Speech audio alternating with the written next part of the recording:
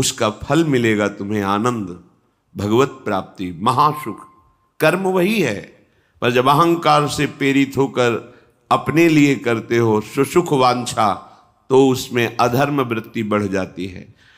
अधर्म वृत्ति निश्चित आपको भोगना पड़ेगा।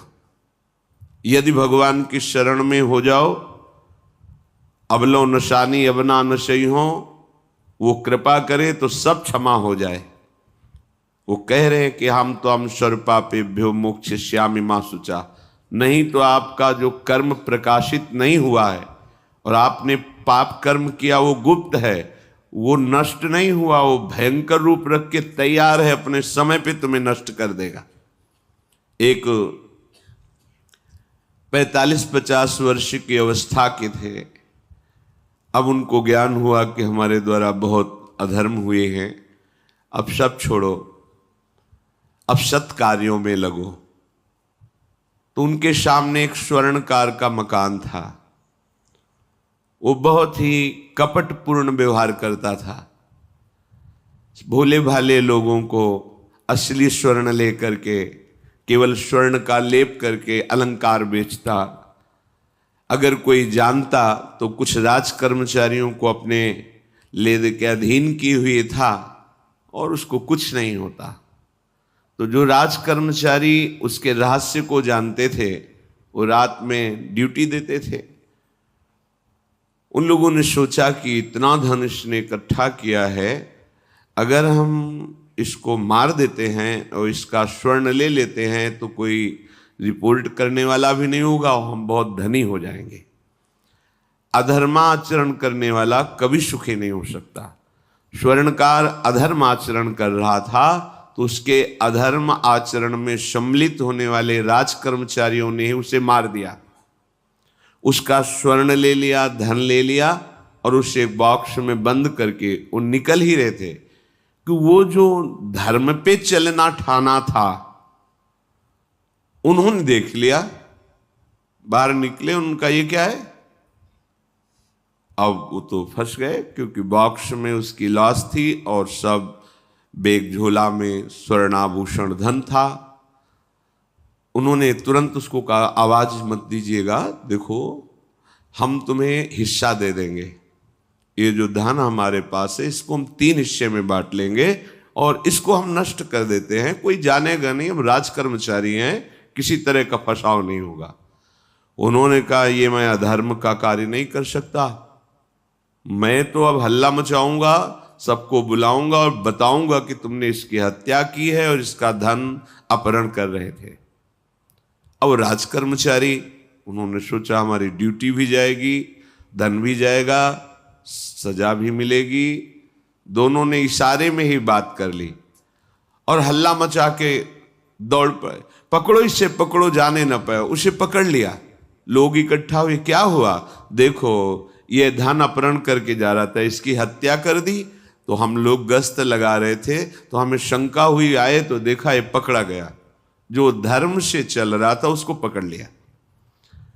अब तो प्रमाण, राजकर्मचारी खुद गवाही देने के लिए तैयार, उसे बंद किया गया, मुकदमा हुआ।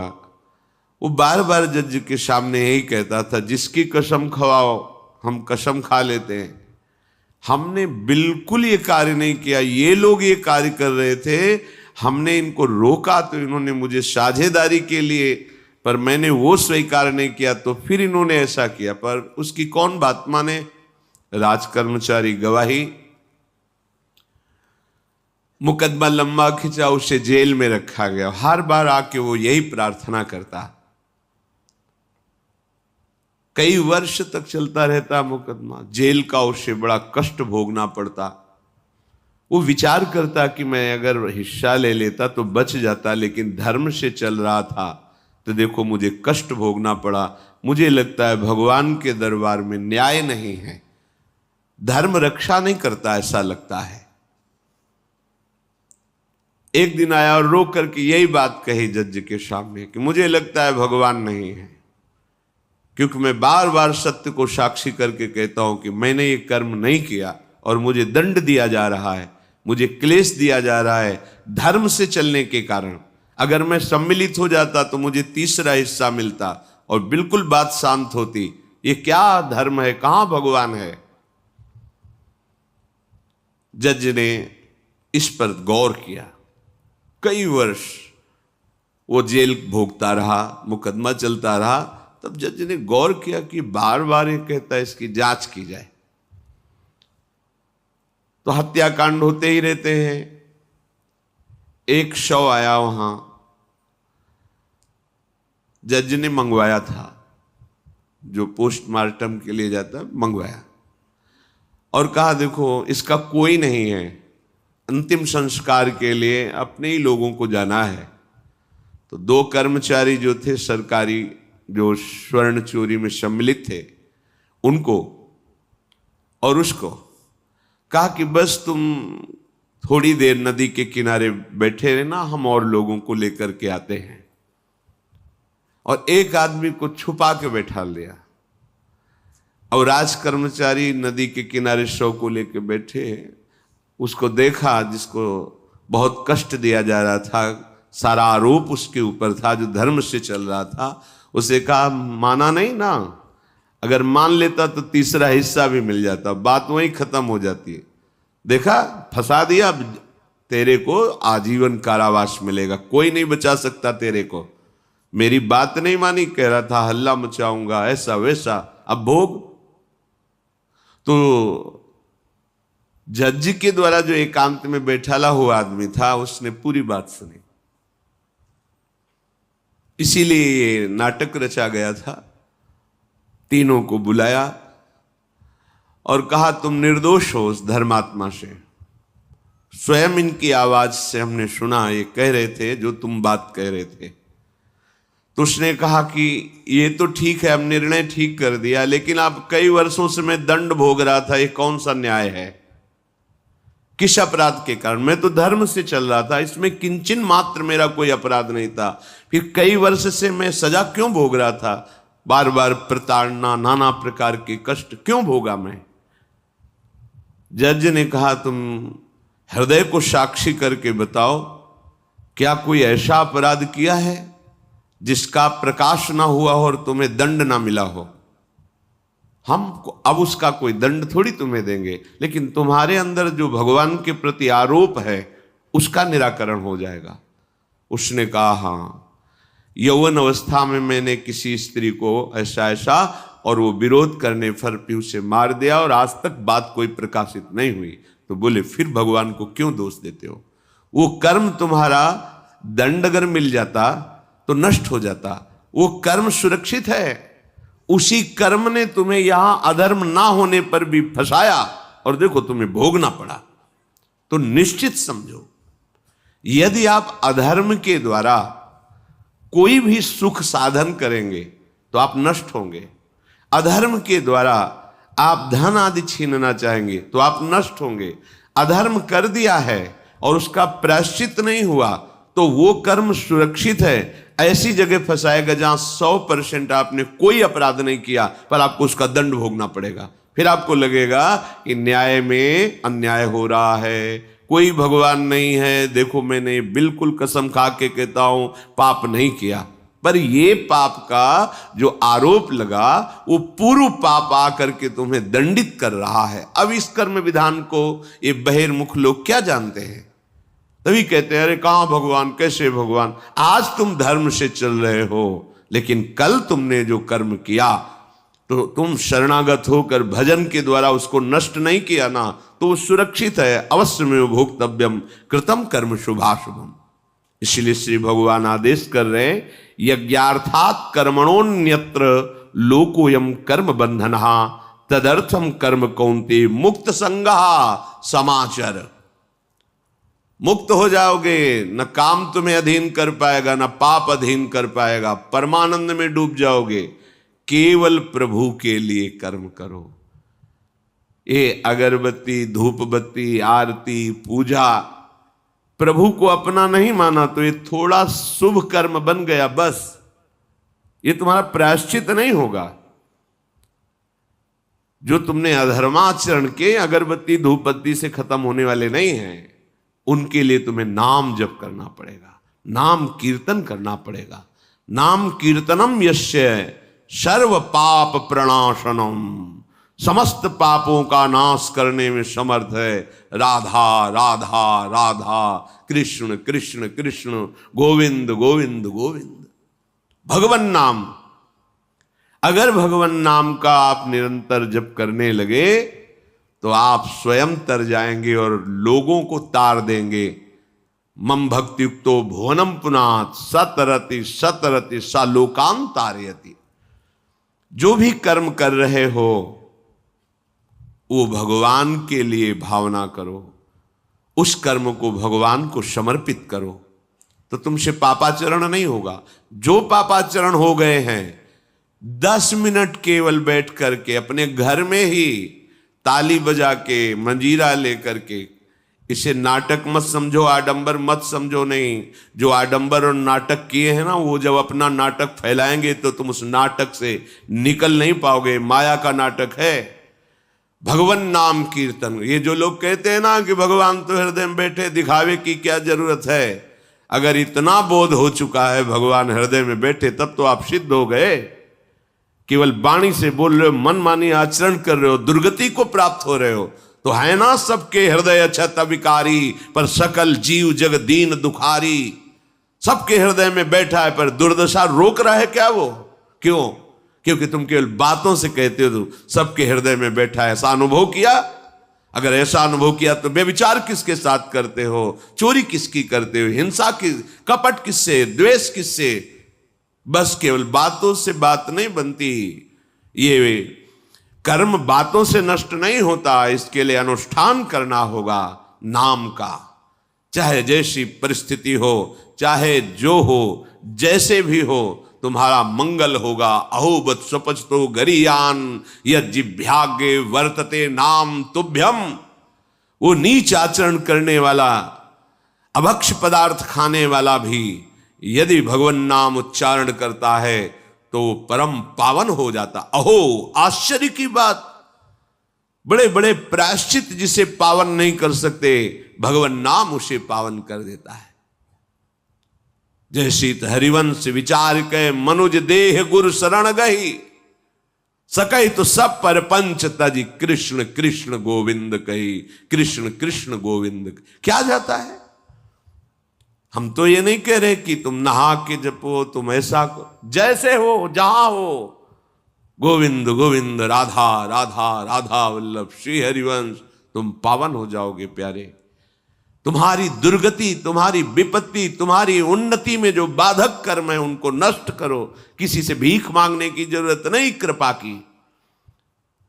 अगर नाम जप नहीं तो कहीं भी भाग के चले जाओ, देख लो तुम्हें क्या मिलता है। नाम जप करो, तुम स्वयं देने वाले बन जाओगे। मांगना मिट जाएगा जन्म जन्म का। विश्वास करो, जैसे भी हो। नहीं छोड़ पा रहे गंदी बातें, शुरू करो। नाम को तो अंदर लाओ, वो तुम्हें इतनी सामर्थ्य देगा, सब छूट जाएगा, सब छूट जाएगा। विश्वास करो। आज तक जितने बड़े बड़े ऊंचाई के पद पर पहुंचे हुए महात्मा हैं, सबके मूल में नाम पाया गया। निरंतर नाम जप, निरंतर अभ्यास करने से होता है।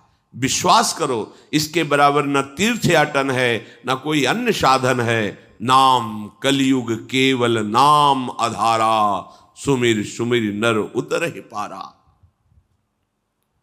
जिसने नाम का आश्रय ले लिया महासुखी हो गया। पर जब तक तुम्हारे पाप कर्म भस्म नहीं होते, तब तक तुम्हें आनंद नहीं मिलेगा।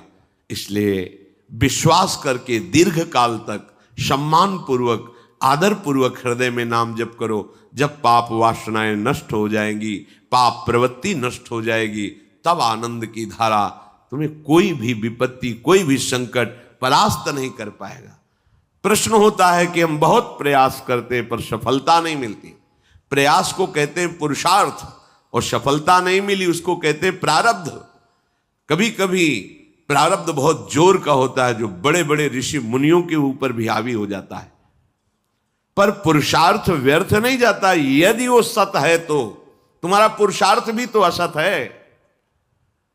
अगर राधा राधा बीच में बोलते रहो और प्रभु की भावना कर लो कि 8 घंटे से जो काम कर रहा हूं वो समय और वो कार्य दोनों प्रभु को समर्पित करते हैं। अब ये सत्य पुरुषार्थ हो गया। अब प्रारब्ध को बदलने की सामर्थ्य आ गई तुम्हारे पुरुषार्थ में। खिलवाड़ नहीं है जो तुम एक भी कर्म करते हो, वो कर्म सुरक्षित है, वो तुम्हें दंड दे के रहेगा या तुम्हें सुखी करके रहेगा। असत है, पाप है तो दंड देगा, सत है, सुकृत है तो सुखी करेगा। विश्वास मानिए, ये सत्य वार्ता है, ये कोई चाटुकारिता की बात नहीं है। सत्य में सत्य रहता है, चाहे जो युग हो, चाहे जो समय हो, सत्य अपना प्रभाव दिखा के रहता है। इसलिए भगवान का आदेश है, तुम्हारा जीवन भगवत प्राप्ति के लिए, आनंद में डूबने के लिए, मस्त होने के लिए मिला है। ये मस्ती नशा में नहीं है, ये मस्ती दूसरों के शरीर का मांस खाने में नहीं है, ये मस्ती दूसरों की हिंसा व्यभिचार इसमें नहीं है। मस्ती है स्वात्मानंद की। जब कोई चाह नहीं, कोई परवाह नहीं, मृत्यु भी एक खिलौना लगने लगे, उसे मस्ती कहते हैं। वो मस्ती आती है भगवान नाम जप से। शुद्ध ज्ञान का प्रकाश हुआ, मरने का भय खत्म हो गया, क्योंकि शरीर राग नष्ट हो गया। इसलिए सावधान होकर जो जहां जैसी भी परिस्थिति में हो, भगवान नाम सदैव अपने पास रखो। राधा राधा, कृष्ण कृष्ण, गोविंद गोविंद। देख लेना, निहाल हो जाओगे, निहाल हो जाओगे, मस्त हो जाओगे। हमारी बात मान लो, हमारी प्रार्थना मान लो। कुछ इसमें नहीं लगता है, इसमें न पैसा देने की बात कर रहे, ना कोई संयम नियम की बात कर रहे। जैसे बने, मन नहीं लगता, मत लगने दो, ये बड़ा दुष्ट है। ये लगता है हमें दुर्गति कराने के लिए। अगर इसकी हाँ में हाँ मिलाओगे तो ऐसे निंदनीय कर्म कराता है, घृणा होती है अपने मन से। देखो ना, झांक के देखो ना मन को, कभी ये तृप्त नहीं हुआ। वही गंदी बात, वही गंदा चिंतन, वही गंदे आचरण की प्रेरणा। इस दुष्ट को मित्र मानते हो, ऐसे मन को। जो हमारा खास दुश्मन है वो मन है। वासनाओं में फंसा हुआ, वासनाओं की प्रेरणा करने वाला दुश्मन मन है। इस मन को डंडे से मारो। डंडा है हरिनाम। जितना जपोगे मन उतना ही सावधान रहेगा। कृष्ण कृष्ण, गोविंद गोविंद गोविंद, निरंतर रटन करो। राधा राधा राधा। क्या जाता है? जिह्वा से नाम उच्चारण कर रहे, शरीर से अच्छे कर्म कर रहे हैं, विचार अपने आप पावन होने लगेंगे। विचार पावन हुआ तो महात्मा हो गया, चाहे वो गृहस्थ हो, चाहे वो विरक्त हो। तो ध्यान दीजिए, हमारे पुरुषार्थ को प्रबल करने वाला और प्रारब्ध को नष्ट करने वाला एक ही महान समर्थ है, भगवान नाम। इसके सामने कोई साधन बराबरी नहीं कर सकता। ये महामहिम नाम भगवान का है, भगवान को भी अधीन करने की सामर्थ्य रखता है। ये जो निकृष्ट भाव बैठा हुआ है, बेटी हुई उदास हो गए, लड़का हुआ थाली बजाओ, घंटा बजाओ, जिससे बहुत बड़ा, बिल्कुल ठीक नहीं है। ये बेटा होता किससे है? बेटी से ही होता है। तुम किससे हुए हो? किसी मां से हुए हो। वो क्या थी? किसी की बेटी ही थी। कैसी मूर्खता छा गई है, गर्भस्थ बेटी की कोई परवाह न करके उसको। ये क्या है? कितने राक्षस वृत्ति में आ गए हैं हमारी। राक्षस भी अपने बच्चों को नहीं खाते। कितनी राक्षसी बुद्धि। हम सुंदर दिखना चाहते हैं, समाज में सम्मान पाना चाहते हैं, और पाप कर्म कैसा? बेटी है गर्भ में, हत्या करा दो, नहीं चाहिए। तो बेटा कहां से पैदा होगा? वो किसी की बेटी से ही तो पैदा हो रहा है। कैसी मूढ़ता छा जाती है। वैसे भी शास्त्र में स्त्री हत्या करना बहुत बड़ा महापाप कहा गया है। फिर भ्रूण हत्या, गर्भ हत्या, गर्भस्थ शिशु की, उसमें भी कन्या, सर्वनाश। इसके बाद फिर रोते हैं, हमने कौन सा पाप किया, भगवान ने हमारा पुत्र छीन लिया। कौन सा पाप किया, भगवान ने ऐसा कर दिया। अरे अपने डायरी में तो लिखा करो कि तुमने कौन से पाप किए हैं। फिर जब परिणाम आवे तो सोचोगे तो लगेगा बहुत हल्के में निपाट रहे हैं भगवान, हमें तो बहुत कष्ट मिलना चाहिए। कैसी कैसी निर्दयता बैठ गई हो। हम मनुष्य कहलाते हैं, सदगृहस्थ कहलाते हैं, गर्भ से चलते हैं, और गर्भस्थ शिशु की हत्या करते हैं। मान जाओ ना सत्संग सुन रहे हो, ना शास्त्र स्वाध्याय कर रहे हो, इसलिए तुम्हें पता नहीं कि तुम कौन सा पाप कर रहे हो। ऐसे ये पाप, कुछ पाप ऐसे हैं जिनको वज्र की लीक कहा गया। वज्र की लीक में मिटाल नहीं सकते, तुम्हें भोगना पड़ेगा। जो गृहस्थ है और संतान नहीं है, उस जीवन को सार्थक करने के लिए अपने गृहस्थ जीवन का त्याग करो, तीर्थ धाम कहीं वास की व्यवस्था करो और दोनों मिलकर भजन करो, अपने शरीर को पूरा करो, तो जीवन सार्थक हो जाएगा। अगर गृहस्थ है, संतान है, पढ़ाओ लिखाओ, उसको उसी योग्य करो जैसे तुम्हारे माता पिता ने किया है, तो तुम उस ऋण से मुक्त हो जाओगे। और फिर भी भजन करो, भजन ही तुम्हें भगवान की प्राप्ति कराएगा। दूसरा, जो अपने धर्म से भ्रष्ट हो चुका है उसका जीवन व्यर्थ है। आपका एक धर्म है, सबसे पहला धर्म है मनुष्य धर्म। मनुष्य का क्या कर्तव्य है?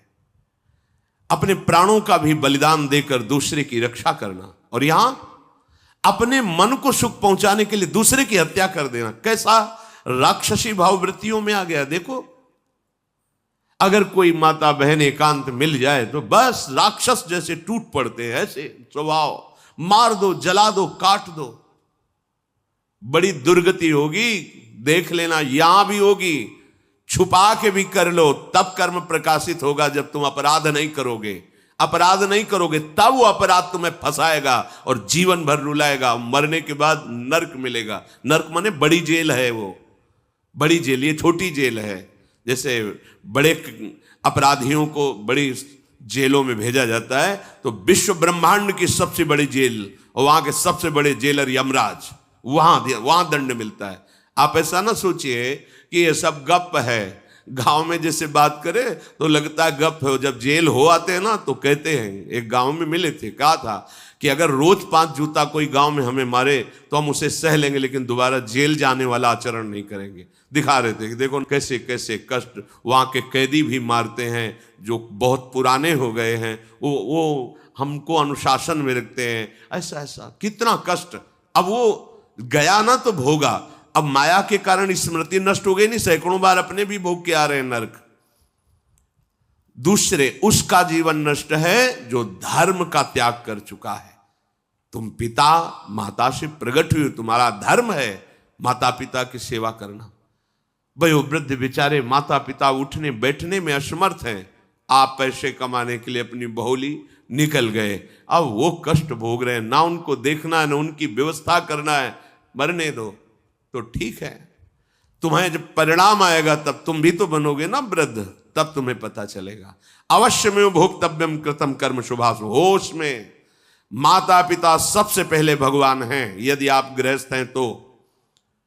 अगर आप बाल्यावस्था से भगवान के मार्ग का अनुसरण कर रहे हैं तो फिर भगवान प्रणत कुटुंब पाल रघुराई, भगवान व्यवस्था कर देते हैं। वैराग्य मार्ग में लौटकर पीछे नहीं देखा जाता।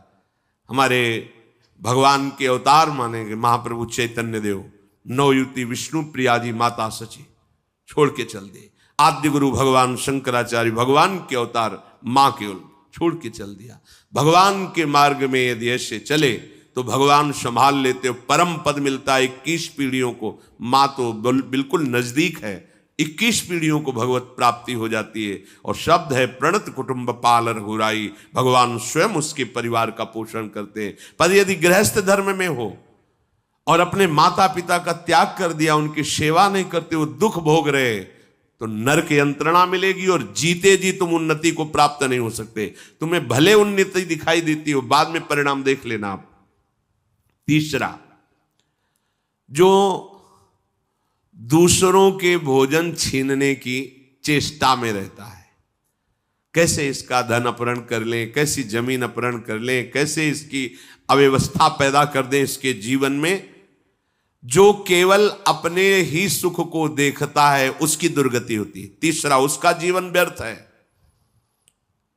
जो दूसरों के सुख का अपहरण करके सुखी होना चाहता है, सदैव केवल अपने सुख में डूबना, सोचना कैसे मैं सुखी हो जाऊं, अधर्माचरण करूं, छीन लूं, क्या करूं, कैसे करूं, उसका जीवन व्यर्थ है।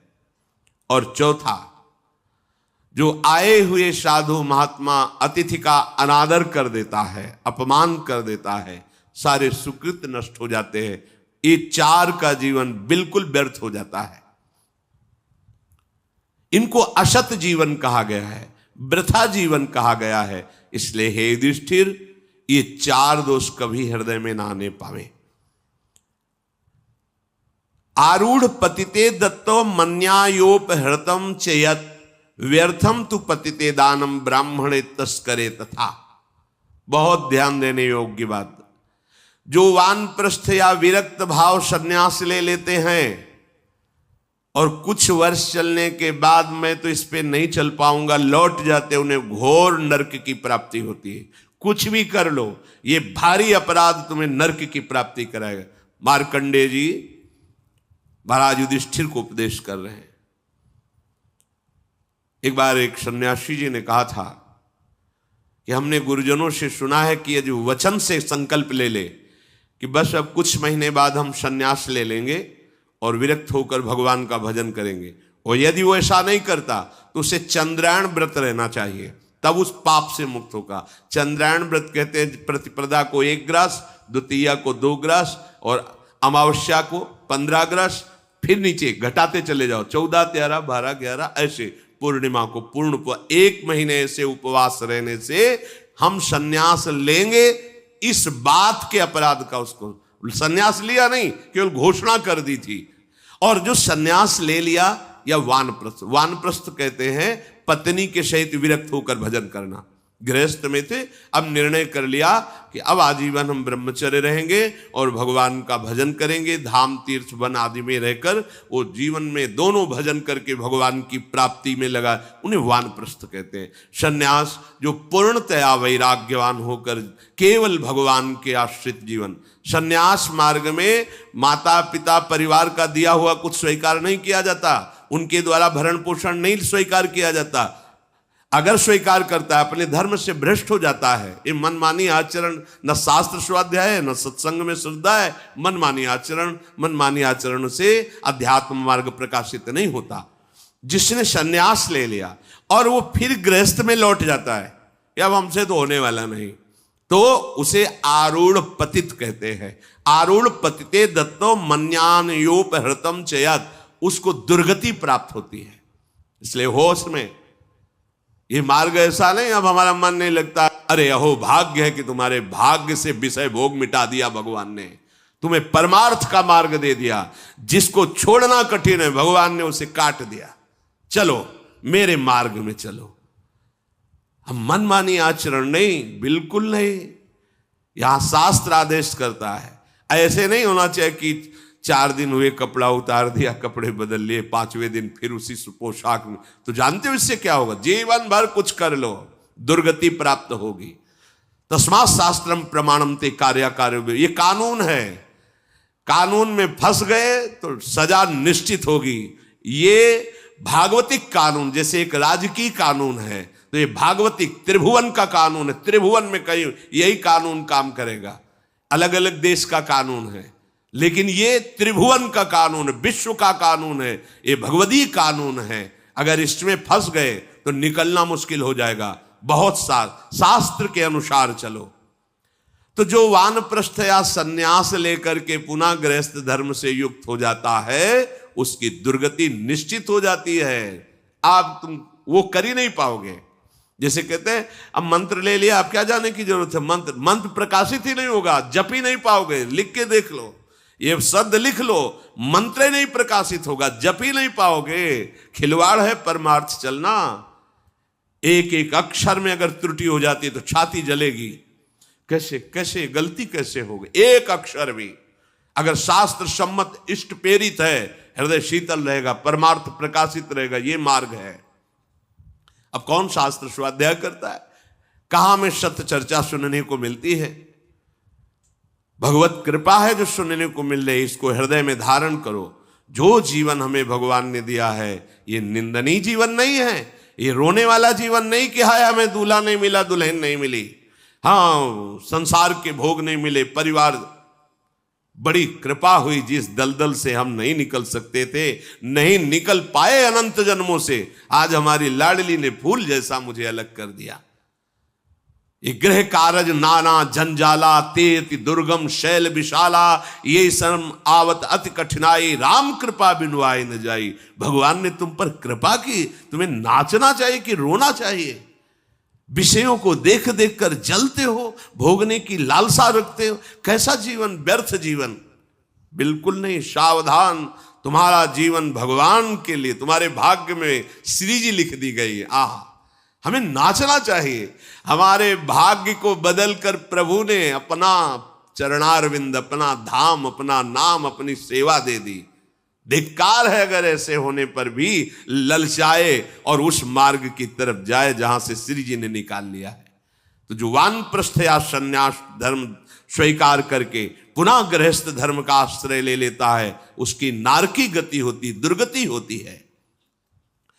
और जो पापाचरण करके, अन्याय से, अधर्म से छीन झपट करके धन, और सोचता है उसमें कुछ दान कर देंगे। जैसे किसी ने प्रश्न किया था ब्लैक और व्हाइट, कि अब हम तो ब्लैक और व्हाइट का मतलब काला और सफेद समझते हैं, तो काला धन का मतलब होता होगा अधर्माचरण या जो राजकीय विभाग से पास ना हो, उसे ही काला धन कहते होंगे।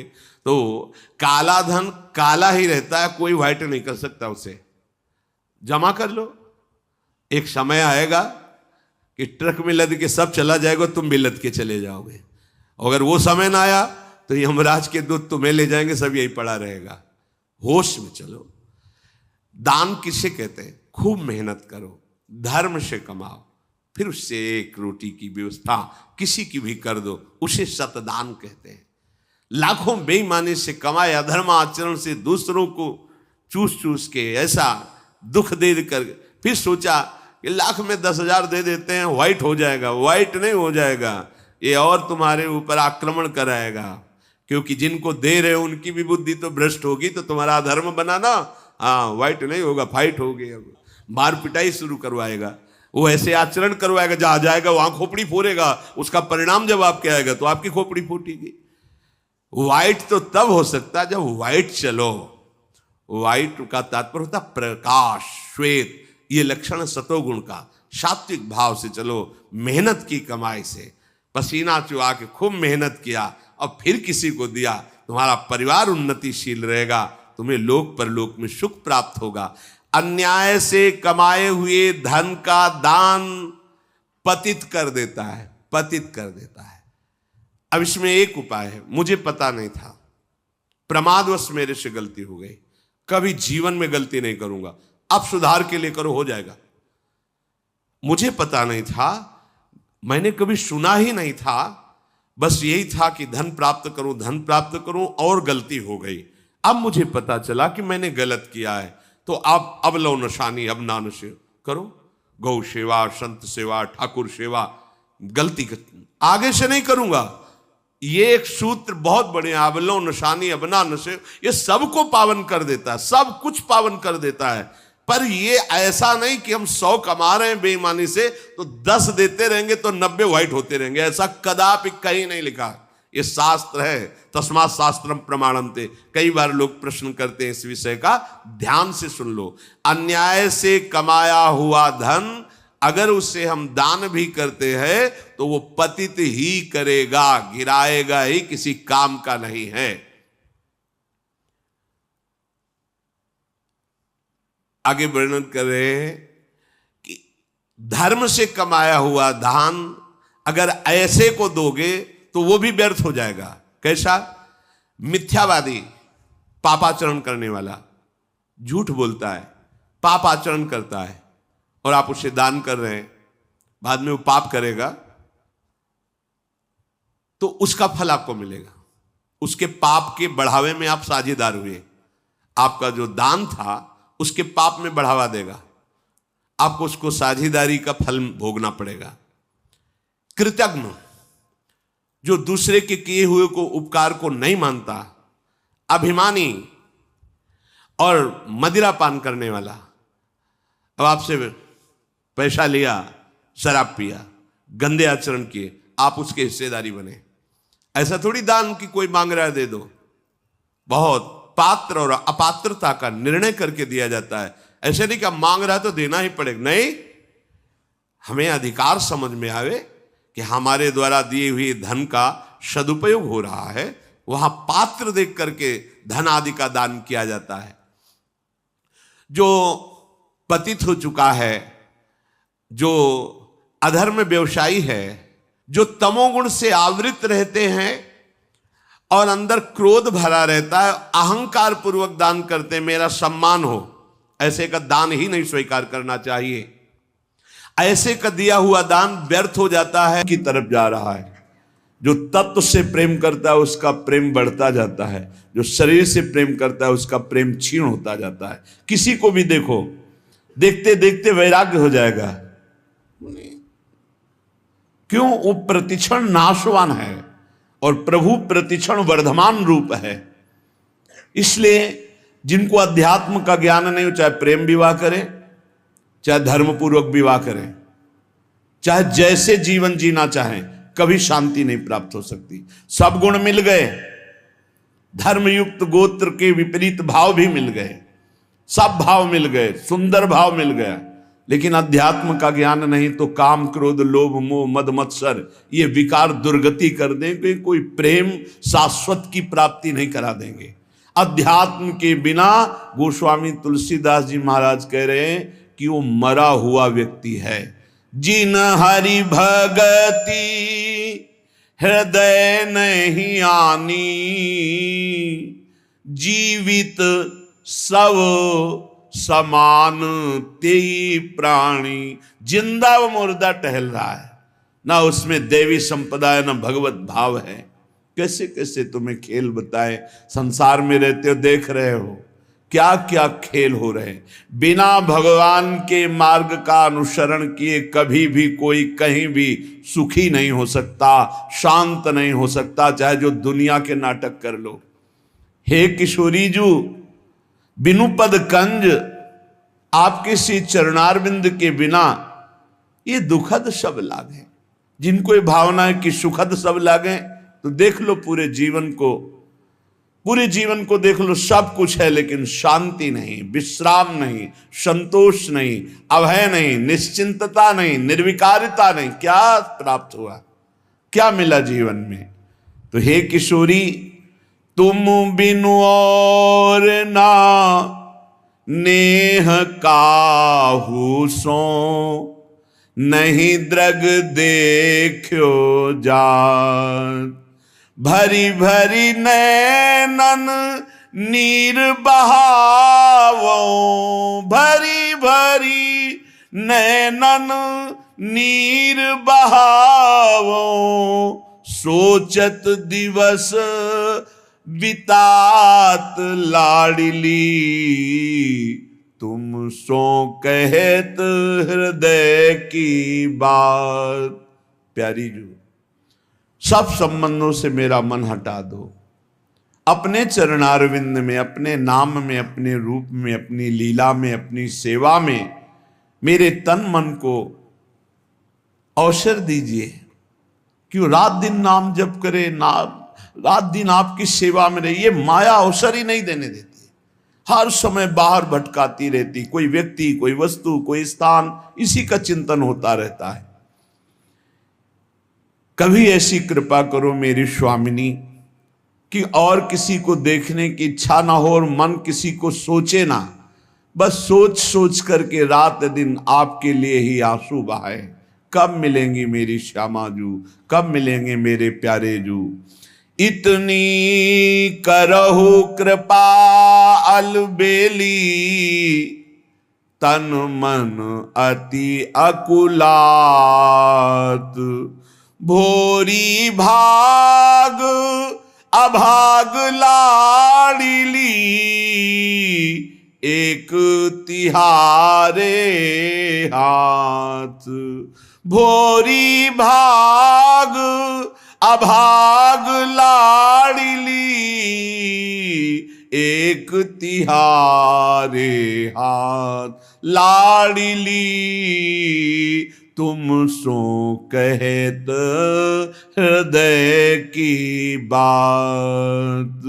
प्यारी जू, आपको अलवेली सरकार कहा जाता है। अलवेली अपार मस्त, कहीं किंचित मात्र कभी गुस्सा न करना, हर समय प्रसन्न रहना। स्वामिनी जू, मेरा तन मेरा मन व्याकुल हो गया इस संसार से। यहां सब छली कपटी धोखेबाज, कहीं सच्चा प्यार नहीं, कहीं सच्ची दोस्ती नहीं, कहीं सत्य नहीं दिखाई दे रहा, सब छल कपट का व्यवहार। आपके पास सामने वाले के लिए कुछ है तो वो मित्र है, और सामने वाला जिस दिन देख लेगा कि उसके योग्य आपके पास कुछ नहीं रहा तो आपको देखकर भी पहचानेगा नहीं। अभी आपके पास है इसलिए सब हाथ मिला रहे हैं, चाहे वो शरीर हो या शरीर संबंधी भोग सामग्री हो या गुण हो, गुणमानी संसार। और जिस दिन तुम्हारे पास वो नहीं रहेगी उस समय हरि के सिवा कोई तुम्हारा दोस्त नहीं है। और हरि से दोस्ती कर लो, जीवन सार्थक हो जाएगा, आनंदमय हो जाएगा। हरि कृपा करेंगे तब प्रियाजू के नाम रूप में प्रेम होता है। हरि के हृदय का प्रेम धन ही प्रियाजू है। हे कृपामयी अलवेली सरकार, मेरा अब भाग्य और अभाग्य आपके हाथ में है। आप चाहो तो भाग्यवान बना दो, और आप कृपा ना करोगे तो अभागी तो है ही। हे लाडली, बस एक ही कृपा चाहते हैं, कहीं किसी से मन हमारा संबंध न रखे, एकमात्र आपके संबंध में डूब जाए। वो आपका नाम का संबंध, रूप का संबंध, धाम का संबंध, लीला का संबंध। अन्य संबंध ही दुर्गति कराने वाला है, अन्य संबंध ही जन्म मरण के चक्र में फंसाने वाला है। श्रीपाद प्रबोधानंद जी महाराज प्रियाजू के निज महल की अपार निष्ठा वाले महापुरुष हैं, धाम निष्ठ। वो कह रहे हैं कैसा है धाम? बोले उच्चा वचा विगणित ब्रह्मांडावली मंडिताम त्रिगुणाम प्रकृतिम तीर्थवा जड़ दुखा नृतात्मिकाम अपारावार विस्तार में कमानंद सागरम स्वप्रकाशम महास्वच्छम ज्योति रूपम परम पदम। अनेक प्रकार के अगणित ब्रह्मांड समूह युक्त ये जड़ दुखमय त्रिभुवन, ये दुखमय यहां से लेकर ब्रह्मलोक तक वर्णन है बड़े बड़े सुखों का। लेकिन आप ब्रह्म स्तंभ पर्यंतम सर्वम मायामयम जगत, जो मायामय है वो बनावटी है, सत्य नहीं है। तो सत्य सच्चिदानंद सुख कहीं भी नहीं है। यहां तिनके से लेकर ब्रह्मलोक तक ये जादू का तमाशा है, माया ने रचा है। आ ब्रह्म स्तंभ पर्यंतम सर्वम मायामयम जगत सत्यम सत्यम पुनः सत्यम हरेर नामयु केवलम। भगवान सत्य है, उनका नाम सत्य, उनका रूप सत्य, उनका धाम सत्य, लीला सत्य, और ये सब मायाकृत है। आ ब्रह्म भुवनान लोकान पुनरावर्तिनो अर्जुन, ये आवागमन का ही हेतु है। ब्रह्मलोक से लेकर यहां सब जितना है सब छल भरा मायाकृत है। पता नहीं कैसे विश्वास करके मन भ्रमण कर रहा है इस माया में। नहीं, भाग पड़ना चाहिए। जहां कपट है, छल है, पाए जान जगत में सब जन कपटी कुटिल कलयुगी टंच। इह पर लोग सकल सुख पावत मेरी सो भैया कृष्ण गुण संचु। श्री हरि के सिवा किसी से भी अपनापन करना अपने को धोखे में डालना है, अपने को फंसा देना है। कह रहे अगणित ब्रह्मांडों की जो रचना हुई वो दुखद और सुखद मायाकृत है। इस त्रिगुणात्मिका माया को जो पार कर जाता है, पारावार विहीन विस्तृत आनंद का सागर, प्रकाश ही प्रकाश, महास्वच्छ ज्योतिष स्वरूप उत्कृष्ट स्थान, उसे ब्रह्म पद कहते हैं, उसे परम पद कहते हैं। उस परम पद ब्रह्म पद से भी श्रेष्ठ चैतन्य मात्रम निर्भासम निस्तरंगम निराकुलम निरस्ता ज्ञान तत्कार्यम परम ब्रह्मेति अद्विदुः। जो चैतन्य सत्ता है, जो तरंगहीन गंभीर शांत समुद्र है, जहां ज्ञान का लेश भी नहीं है, उस परब्रह्म को जो जान जाते हैं वो परब्रह्म स्वरूप हो जाते हैं। इसके आगे जो है तदंतः परमाश्चर्यम ज्योतिरैसम विचिंतय चर्वणीयम महानंदम साद्राब्धिमति निर्मलम, अर्थात स्थूल से सूक्ष्म श्रेष्ठ, सूक्ष्म से कारण श्रेष्ठ, कारण से तुरी श्रेष्ठ, तुरी से ब्रह्म श्रेष्ठ, और ब्रह्म से भी, ब्रह्म पद से भी परम आनंद वैकुंठ में है। तदनंतः परमाश्चर्यम ज्योतिरेशम विचिंतय चर्वणीय महानंद सांद्राब्धिमति निर्मलम, परमाश्चर्य में आस्वादनीय इंद्रियों के द्वारा। सनकादि की घ्राणेन्द्री ने जे ही वैकुंठनाथ प्रभु के चरणों में चढ़ी हुई तुलसी की गंध पाई, प्रेम विकल हो गए। आस्वादनी निर्मल महाआनंद घन समुद्र स्वरूप, ऐसे महाउज्ज्वलतम महाअद्भुत घन आनंद प्रदान करने वाले उस लोक की सब वंदना करते हैं जिसे वैकुंठ कहते हैं।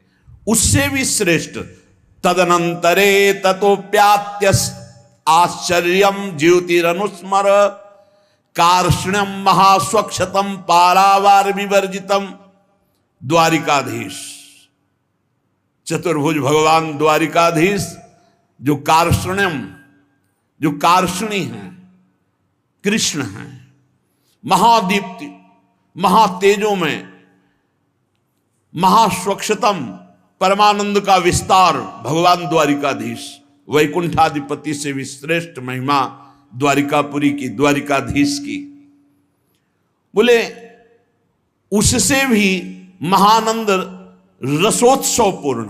अब रस शब्द आया, अभी तक रस शब्द नहीं आया।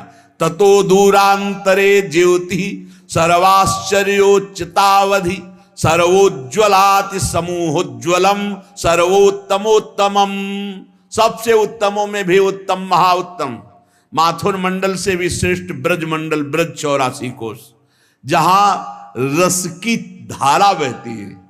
ये रस धारा अन्यत्र ऐश्वर्य वैभव भगवत्ता माधुर्य रस मिला हुआ, लेकिन यहां रस की धारा बहती है। सर्वाश्चर्य में जो ब्रज रस है, इस सर्वाश्चर्य में है। बड़े बड़े ब्रह्मबोध संपन्न महापुरुषों को भी आकर्षित करके अपनी दास्ता से युक्त कर दिया श्री लाल बिहारी ने, ब्रजेंद्र नंदन ने। श्री शुकाचार्य जैसे महापुरुष जो जन्म से ही घोर वैराग्य युक्त है, आसक्त हो गए श्री कृष्ण में। महावैमल्य सीमंतः परमानंद परावधि कृष्ण प्रेम रसारधी नाम चरम परमोदया, महानिर्मल आनंद की पूर्णावधि, इससे बढ़कर आनंद नहीं। जहां कृष्ण प्रेम ही प्रेम छलक रहा है, जहां उस कृष्ण प्रेम की चरम सीमा जहां प्रकाशित हो रही, उसे कहते हैं वृंदावन।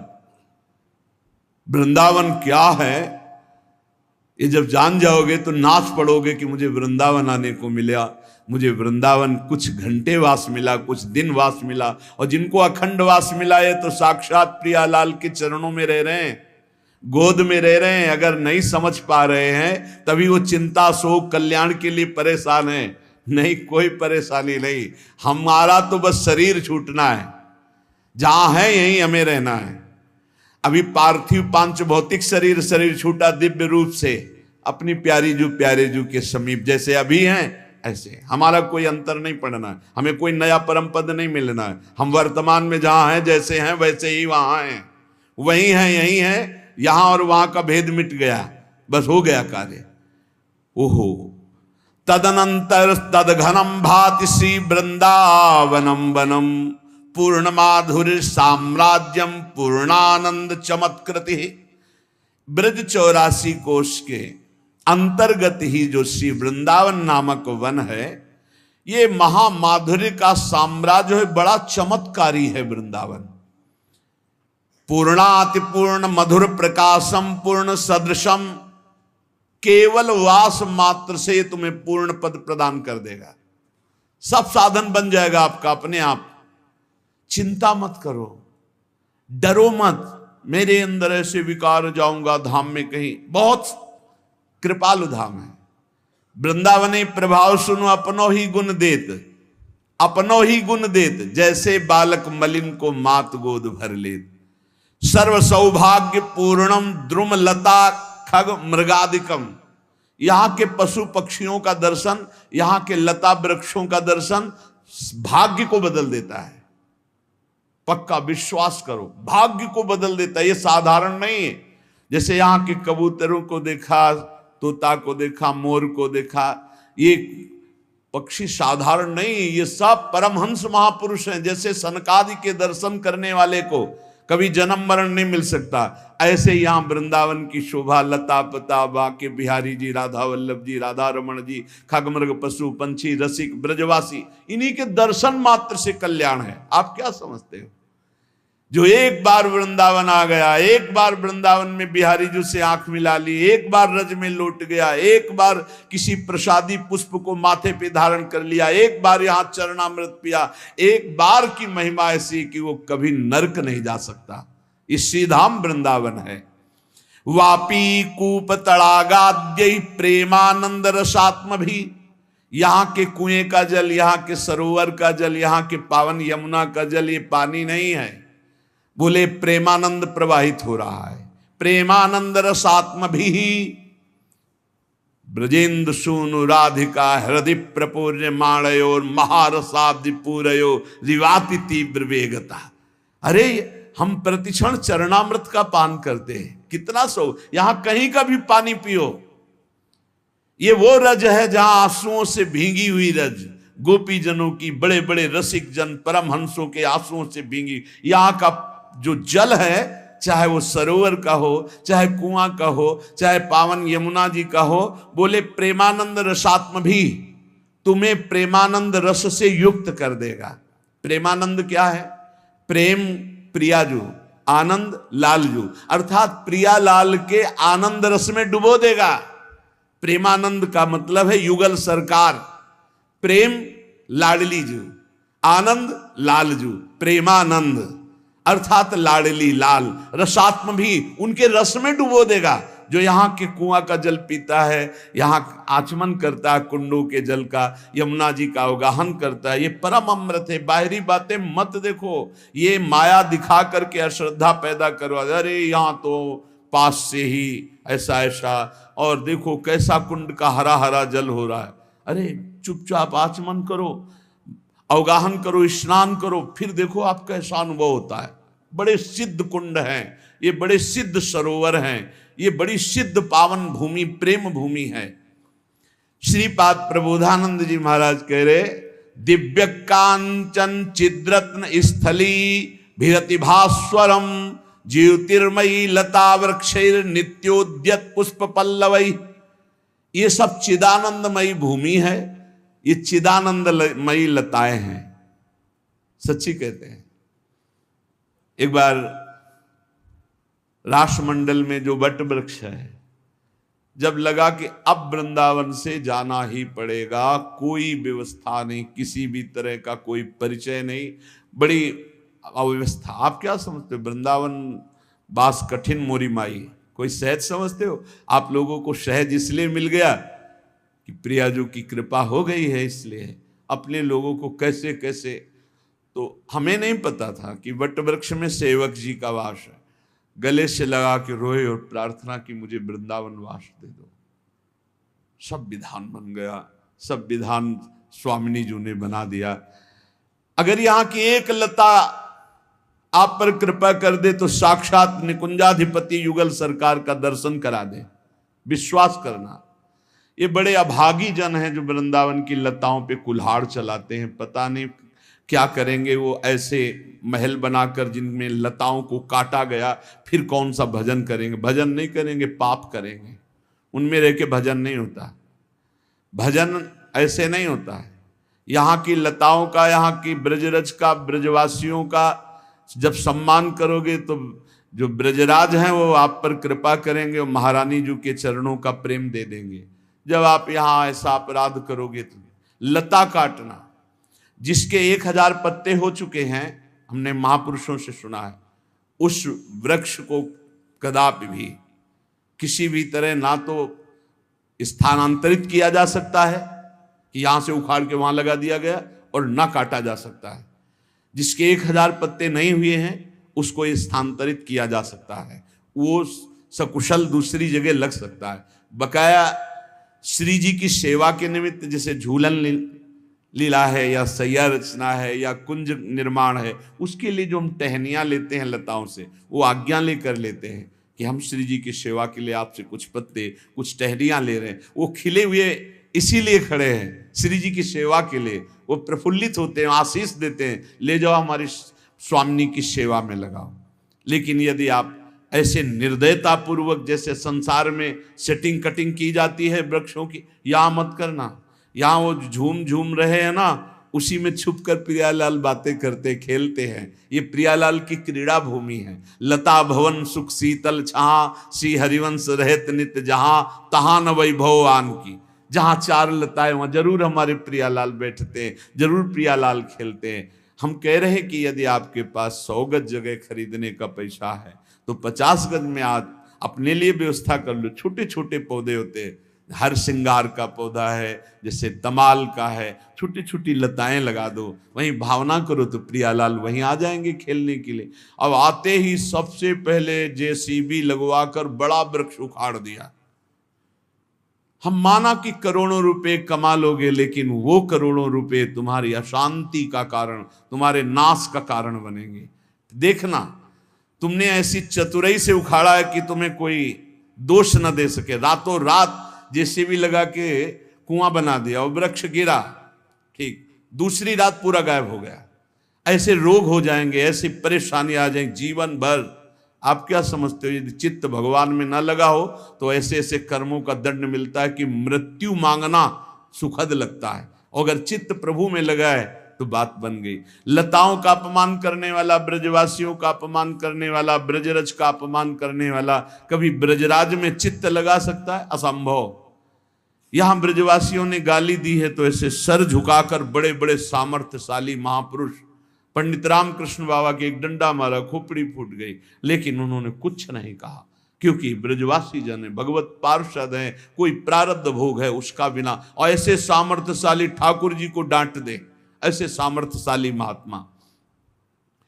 बोले ये दिव्य वृक्षावली, बहुत सुख मिलता है।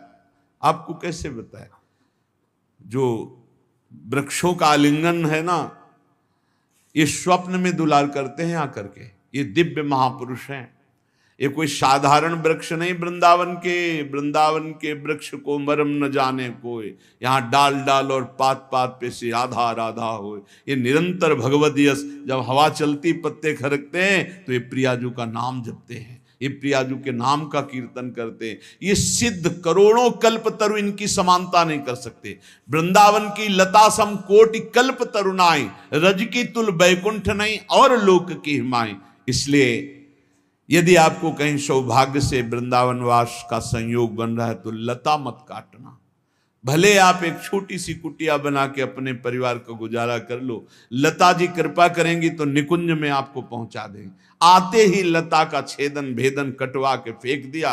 अरे बड़ी दुर्दशा, बड़ी दुर्दशा। लताएं लताएं ही लताएं वृंदावन में थी बीच। अभी हम मात्र 26 वर्ष पहले की बात कहते हैं। जिसको देखो पहला काम लता। इतना सुंदर बट वृक्ष था जो 50 वर्ष 100 वर्ष में तैयार हुआ हो, उखाड़ के फेंक दिया, नष्ट कर। इतना सुंदर पीपल वृक्ष, इतना सुंदर वृक्ष, वृक्षावली, उखाड़ उखाड़ के सब। खूब रुपया चबा लोगे, अमृत तो मिल जाएगा तुम्हें रुपया चबाने से। केवल दिमागी सिस्टम है इसमें। अरे जिससे तुम्हें सत गति प्राप्त होनी, उसका तो तुम छेदन भेदन कर रहे हो, नाश कर। करोड़ों ब्राह्मणों की हत्या का उसको अपराध लगता है जो वृंदावन की लता का छेदन करता है, काटता है। ये सब दिव्य ज्योतिर्मय महापुरुष हैं जो वृंदावन में खगमृग पशु पंछी लता बने हैं आकर। असंख्य फलवद वृक्षैरानंद घन मूर्ति भी खेलत खगकूलैर मत्तै कृत कोलाहलोत्सवम। आहा, अनंत वृक्ष हैं जो आनंद की मूर्ति हैं, और खगमृग पशु पंछी मोर कुहुक रहे, नाच रहे, और इन्हीं के बीच में हमारे प्रिया प्रीतम खेल रहे हैं। ये हमारे नौ किशोरी नौ किशोर, हंस मंडली, मयूर मंडली, सुख सारिका मंडली, कपोत मंडली, सब घेरे हुए कोलाहल कर रहे हैं। बीच में जय हो युगल सरकार चल रहे, आसपास झूम झूम करके फूली हुई लताएं। ये हमारे वृंदावन की शोभा, यह दिव्य वृंदावन का स्वरूप। बड़ा दुखद समय आता चला जा रहा है, रज ढकती जा रही है, लताएं हटती जा रही है, खगमृग पशु पंछी अंतर ध्यान होते चले जा रहे हैं। अब जब देखो जहां देखो वही बिल्डिंगें, खंड के खंड बिल्डिंगें। कैसे हमारा भाव बने, कैसे हमें सुख मिले? जब हम लताओं को देखते हैं, खगमृग पशु पंछियों को देखते हैं, तो हमारा निकुंज भाव बनता है। ये फ्लैटों में, बड़े बड़े महलों में निकुंज भाव थोड़ी बनता है। लता भवन सुख शीतल छां, श्री हरिवंश रहित नित जहां, तहां न वैभवान की। इतस्ततो मदांधाली माला मधुर झंकृतम, ऐसे माला की तरह भंवरे गुंजार करते हुए प्रियालाल को घेरे हुए, क्योंकि श्रीअंग से सौरभ आ रही सुंदर सुंदर सुगंधित मालाएं, तो झुंड का झुंड मालो श्याम वर्ण की माला युगल सरकार को पहनाई गई। ऐसे घेरे हुए भौरे गुंजार कर रहे। इतस्ततो मदांधाली, पराग पान करके मद से उन्मत्त हुए, प्रेम मद से भौरे गुंजार कर रहे। प्रतिपल्लो पुष्पोरुधार सेंदी मरंदकम, बोले एक एक पल्लों से रस बूंदे टपक रहे, प्रियालाल पधारेंगे। एक एक पुष्प से मधुधारा टपक रही है। वायु के साथ पराग, रंग बिरंगा पराग उड़ रहा है। जैसे आंधी चलती तो धूल भरी, ऐसे वृंदावन में पराग की धूल। प्रिया प्रीतम आनंदित हो रहे हैं। प्रोत्सर्पदभि प्रतिदिशम पराग पटलैर्युतम, दसों दिशाओं में पराग उड़ रहा है। कुंज पुंजैर महाश्चर्यम रस पुंजैरिवाद्भुतम, महाश्चर्यमयी कुंज निकुंजे ऐसे झूम झूम कर पृथ्वी का स्पर्श कर रहे। प्रियालाल पधार रहे, मानो प्रणाम कर रही हैं। स्थलीषु यूथसो मत्त मयूर कृत तांडवम, झुंड के झुंड मोर कुहकते हैं, प्रियालाल आ रहे हैं, और तांडवम वो नृत्य कर रहे हैं। रसाल मुकुलोन मत्त कोकिलोद गीत पंचमम, लताओं में बैठी हुई छुपी हुई कोकिला पंचम स्वर से गान कर रही। प्रियालाल पधार रहे हैं। प्रफुल्ल दिव्य कल्हार कमलोत्पल जाते भी, प्रियालाल पधार रहे हैं, इसलिए कलियां भी तत्काल खिल जाती है। कल्हार, कमल, उत्पल, विभिन्न जाति के पुष्प तत्काल कलियां पुष्प के रूप में खिल रही। प्रियालाल पधार रहे। हंस सारस चक्रवाह कारंडो कुलाकुलई, हंस मंडली, सारस मंडली, चकवा, कारंडो, ये पक्षी मंडली की मंडली आकर के आसपास घेर लेते हैं प्रिया प्रीतम को। सरित सरोभी सुस्वच्छ परमानंदामृतांबुधे, प्रियालाल पधारे। हार कुंड बिल्कुल स्वच्छ जल निर्मल के हमें आकर जल केली करे। रत्नबद्धर तटैर दिव्य मणि सोपान सोम भी, ऐसी शोभा हो रही है। दिव्य मणियों से चारों तरफ सरोवर बंधे हुए हैं। आसपास सुंदर सुंदर लताएं फूली हुई, जिनका प्रतिबिंब जल में पड़ रहा है। निर्मल स्वच्छ जल, स्वच्छ निर्मल मणियों से जटित सीढ़ियां, और मानो वो आवाहन कर रहे हैं कि प्रियालाल आकर के हमें जल केली करे। कालिंद्या च महानंद रस पीयूष धाराया, कलिंद नंदनी यमुना जी ऐसा लगता है महानंद की रस अमृत धारा प्रवाहित कर रही। एकदम श्री कृष्ण के श्री अंग की कांति जैसी वैसी ही यमुना जी की अंग कांति। और अनेक स्वर्ण रत्नमया, अनेक दिव्य पद्मोत्पलाढ्या, कहीं स्वर्णिम, कहीं अरुण, कहीं श्वेत, कहीं लाल, नाना प्रकार के कमल खिले हुए हैं। भौरे मड़रा रहे, मानो यमुना जी आह्वान कर रही, हम में विहार करो आकर। द्विजाल कुल शानंद दत्त श्रवण सौख्या, पक्षियों का एक साथ ऐसा कलरव हो रहा है जिसका हम वर्णन नहीं कर सकते। इसी वृंदावन को आप दिव्य वृंदावन में बैठे हैं, बस नेत्र बदलने की जरूरत है। हमारे नेत्र क्यों नहीं बदल पा रहे? क्योंकि हम शरीर भाव से युक्त होकर भोगों में रत हैं, बस इतनी बात है। इतनी समस्या हमारी हमको आगे नहीं बढ़ने दे रही। यदि हम भगवान श्री कृष्णचंद्र जो गीता जी में कह रहे उनकी बात मान ले तो हमारी दृष्टि बदल जाएगी।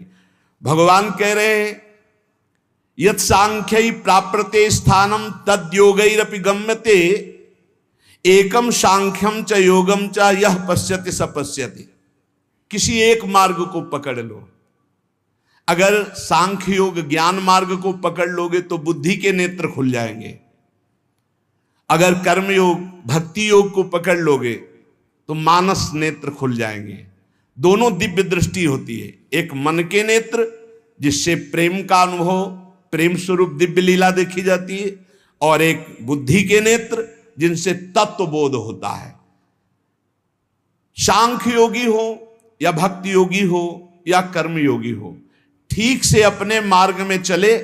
जब तक इन नेत्रों से आप देख रहे हो तब तक माया ही है त्रिगुणमयी। यहां भी देख लो, वही दिखाई दे रहा है। जब या तो बुद्धि में नेत्र खुले ज्ञान चक्षु तो तत्व दर्शन होने लगेगा, और मन में खुले प्रेम चक्षु तो लीला दर्शन होने लगेगा। इनके लिए आपको सांगोपांग उपासना करनी पड़ेगी। जब तक आप उपासना में चित्त नहीं देंगे तो वासना नहीं नष्ट होगी, और जब तक वासना नहीं नष्ट होगी तब तक नेत्र नहीं खुलेंगे। वासना रूपी कीचड़ लगा हुआ है नेत्रों में, मानस नेत्रों में और बुद्धि नेत्रों में। यही मल विक्षेप आवरण भगवत साक्षात्कार नहीं होने दे रहा।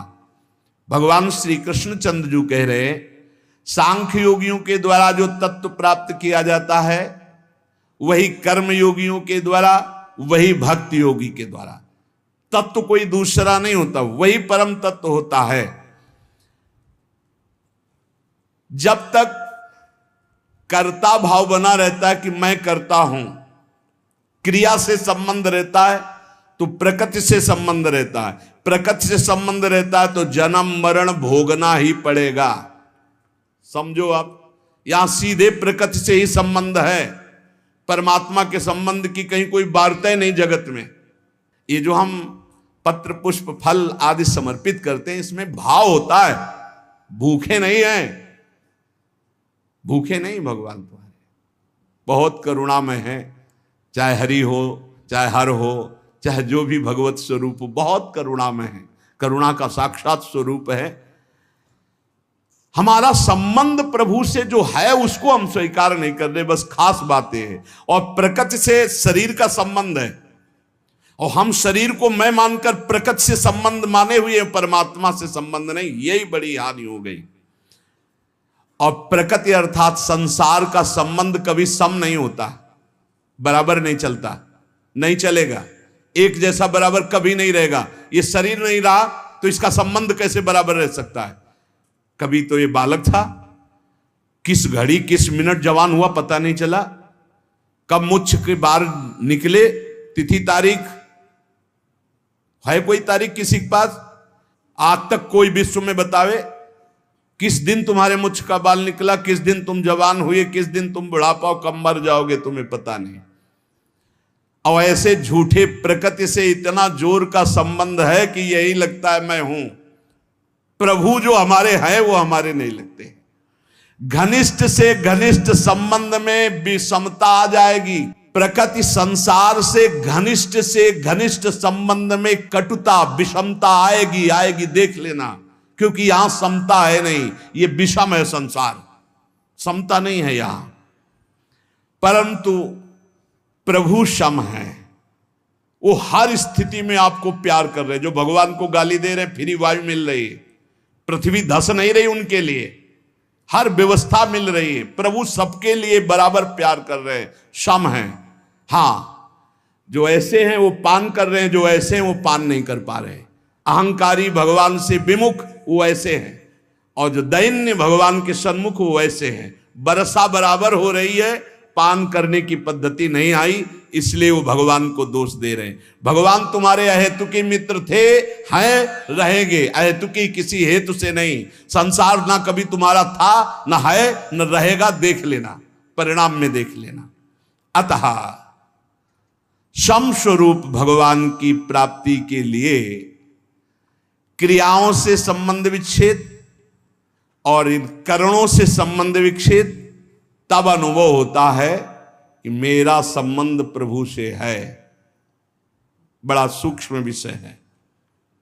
देखो, अगर नहीं इस विषय को समझोगे तो भंडारा खाते घूमते रहोगे, रुपया जोड़ते रहोगे, मर जाओगे, दूसरा प्रयोग करेगा। पक्की बात समझ लो, ये देखी हुई बात कह रहे हैं। अब बैंक में जमा है, हर भंडारे का 100 रुपया या जहां से आया वो जमा है बैंक, और मर गए और वारिस कोई है नहीं तो भारत सरकार के काम। जिंदगी भजन के लिए मिली थी, वो चिंतन में। रुपया क्या करता है? चिंतन फंसाता है। कितने हुए? बोले 99। बोले एक और जोड़ो 100 हो जाए। एक नहीं मिलेगा, 10 मिलेंगे। बोले अब 109 है, अगर और व्यवस्था, वो 99 का चक्कर फंसता चला जाता है, पूरा जीवन बर्बाद। जब कोई उपासक सत्संग प्राप्त करता है, जैसे आप सत्संग सुन रहे, ये कभी निष्फल नहीं जाएगा। सत्संग बोध करा के ही छोड़ता है। जैसे नींद से आंख खुलती है तो नींद में हम बेशुद्ध होते हैं, लेकिन जब आंख खुलती तो हमें चेतना हो जाती है, मेरा क्या कर्तव्य, मुझे क्या करना चाहिए, तो तत्काल हम एक्टिव हो जाते हैं। ऐसे ही संसार में मोह निद्रा में हम सोए हुए हैं। जब सत्संग मिलता है तो मानो ज्ञान की आंख खुलती है। अरे मेरा कर्तव्य क्या है, मैं तो संसार में रचा पुचा था। आज सत्संग से सुना कि मेरे जीवन का सार है कि हर दोष का त्याग करके भगवान का भजन करते हुए, ठीक से आचरण करते हुए भगवत प्राप्ति करना। ये सत्संग फर्क डाल देता है जीवन में। चाहे जैसा नीच आचरण वाला हो, अगर वो सत्संग रोज सुनने लगे तो फर्क पड़ जाएगा। पर यह ध्यान देना है, सत्संग शास्त्र सम्मत को ही कहते हैं। आजकल मनमानी जैसा आया वैसा नहीं। तस्मात् शास्त्रम प्रमाणम ते कार्या कार्यो व्यवस्थितौ। कार्य और अकार्य की व्यवस्था शास्त्र प्रमाणित होनी चाहिए, मनमानी नहीं होनी चाहिए। मनमानी को सत्संग नहीं कहते। सत्संग कहते हैं सत शास्त्रों से युक्त, सत महापुरुषों के वाक्यों से मिलान खाए आपके वाक्य, उसे सत्संग कहते हैं। उस सत्संग से निश्चित फर्क पड़ जाएगा। चाहे जितना कोई नीच प्रवृत्ति वाला हो, रोज सत्संग सुने, एक दिन वो परम पवित्र हो जाएगा। विचार करें, जिनके साथ हमने ममता जोड़ी है वो हमारे पहले क्या थे? जैसे माता पिता, भाई बंधु मित्र या शरीर, ये पहले थे क्या? जैसे किसी का 20 वर्ष का शरीर, किसी का 50 वर्ष का, तो आप इसके पहले ना शरीर था आपका ये, और ना शरीर संबंधी थे आपके। पक्का नहीं जानते हैं आप, ना वो आपको जानते हैं। जिनको आप जानते हैं वो शरीर पहले आपके नहीं थे, और आपका भी शरीर नहीं था पहले। बाद में जब शरीर छूटेगा तो आपका कौन परिचय का आपके साथ जाएगा? ये भूल जाओ। जो लोग वादा करते हैं कि एक जन्म नहीं 7 जन्म तक हमारा तुम्हारा साथ नहीं छूट, और ब्रह्मा को भी फेल करते, काल को भी अधीन किए हुए बोलते हैं, बोले 7 जन्म नहीं, जन्म जन्म तक हम आपके साथ ही रहेंगे। अरे मिनट का तो भरोसा नहीं, जन्म का भरोसा। अरे इन बकवास की बातों में मत फंसो। कोई किसी का साथी नहीं है। एक साथ प्राण त्यागो तो भी अलग अलग गति होगी। ऐसा नहीं कि एक साथ मरे तो विमान आएगा एक साथ बैठाल के कि बहुत समर्पित चित्त हैं, इनके लिए कमरा अलग दे दो, हर व्यवस्था इनकी कर दो। ऐसा नहीं है भाई। हाँ, दोनों एक साथ भगवत प्राप्त हो गए तो हम बातें मान सकते हैं कि दोनों प्रियालाल के समीप पहुंच जाओगे। पर उस समय दो नहीं होगे। उस समय मैं और तू नहीं होगा, केवल प्रभु ही प्रभु। उस समय ये नहीं होगा कि ये हमारा फ्रेंड है, ये सब इसी लोक की स्मृति है, ये स्मृति नहीं रहती। तो जो पहले हमारे नहीं थे, बाद में हमारे नहीं रहेंगे, तो ये बीच में हमारे कितने दिन हैं, ये विचार सत्संग से आता है। पता नहीं बिना किस सुने बाल्यावस्था में इसी विचार ने हमको बाबा जी बनाया। ये सब मरेंगे, पता नहीं कैसी अशांति पैदा थी। वो कि पूर्व जन्म का कोई होगा, भजन या कोई ऐसा कृपा प्रसाद, स्कूल से आके जो ही बस्ता टांगते, माता जी सबसे पहले माता जी दिन भर इंतजार करते, वो माँ का स्वरूप होता है। हाँ, जो ही नजदीक दे सो ही लगता कि मरेगी, जब माँ मरेगी तब कैसे रह पाएंगे, ये पिता पधारेगा, ये परिवार कौन है मेरा।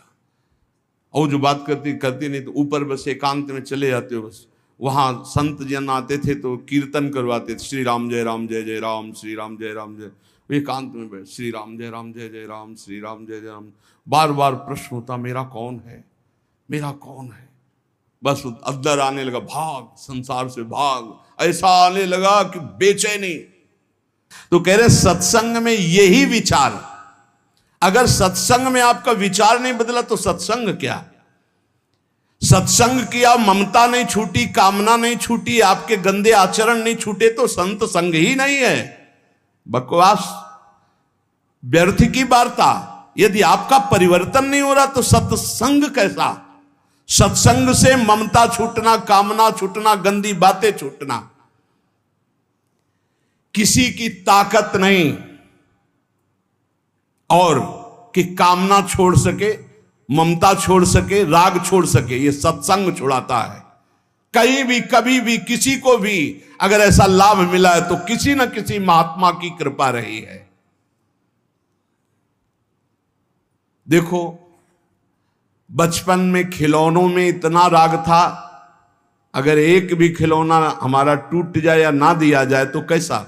आज जैसे आपको हंसी आएगी उन्हीं बातों पर, ऐसे ही अज्ञान के खिलौने ये सब हैं। जितने संबंध आप मान रहे हो, जब आपको ज्ञान होगा तो हंसी आएगी इन्हीं बातों पे, कैसा समय व्यर्थ कर रहा था। पर ये ज्ञान वैराग्य से होता है, और ये वैराग्य विवेक से होता है, और ये विवेक सत्संग से होता है।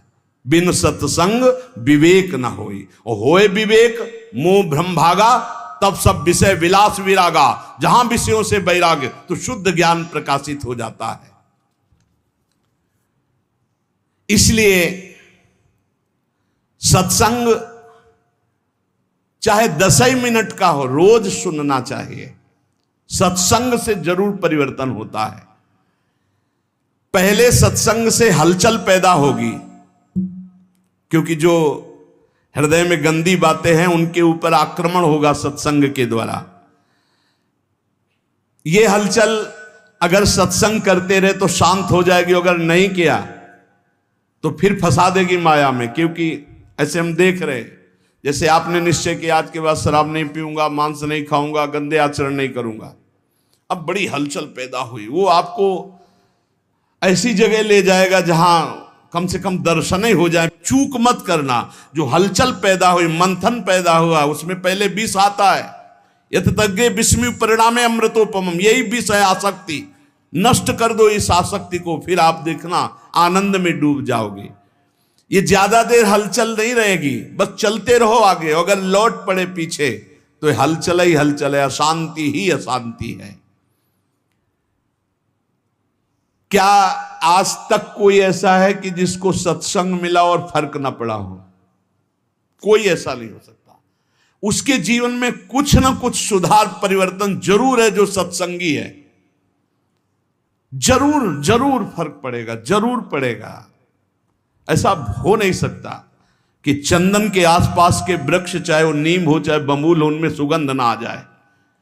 ऐसे ही संत संग से जीवन में भागवतिकता ना आ जाए, ऐसा हो नहीं सकता। या वो संत नहीं है और या आप बहुत बड़े अपराध कर रहे हो वर्तमान में, इसलिए कोई फर्क नहीं पड़ रहा। नहीं तो सत्संग का निश्चित फर्क पड़ता है। ये जो फर्क पड़ता है, इसमें यह नहीं देखा जाता कि सत्संग सुनने से हमारा धन बढ़ा है, सत्संग सुनने से हमारा व्यापार बढ़ा, फर्क पड़ा है। इसे ये फर्क नहीं है। यह देखा जाता है सत्संग सुनने से हमारे विकार कितने कम हुए हैं, सत्संग हमें कितनी गंदी बातों से हटाकर सच्चे मार्ग पर, अच्छे मार्ग पर, यह चमत्कार है सत्संग का। यह नहीं कि हम उन साधु से जुड़ गए तो हमारी कामनाओं की पूर्ति हो गई तो बोले बड़ा चमत्कार। इसे चमत्कार नहीं कहते। चमत्कार कहते हैं अनंत जन्मों की वासनायुक्त मन को पलटकर भगवान के मार्ग में लगा देना।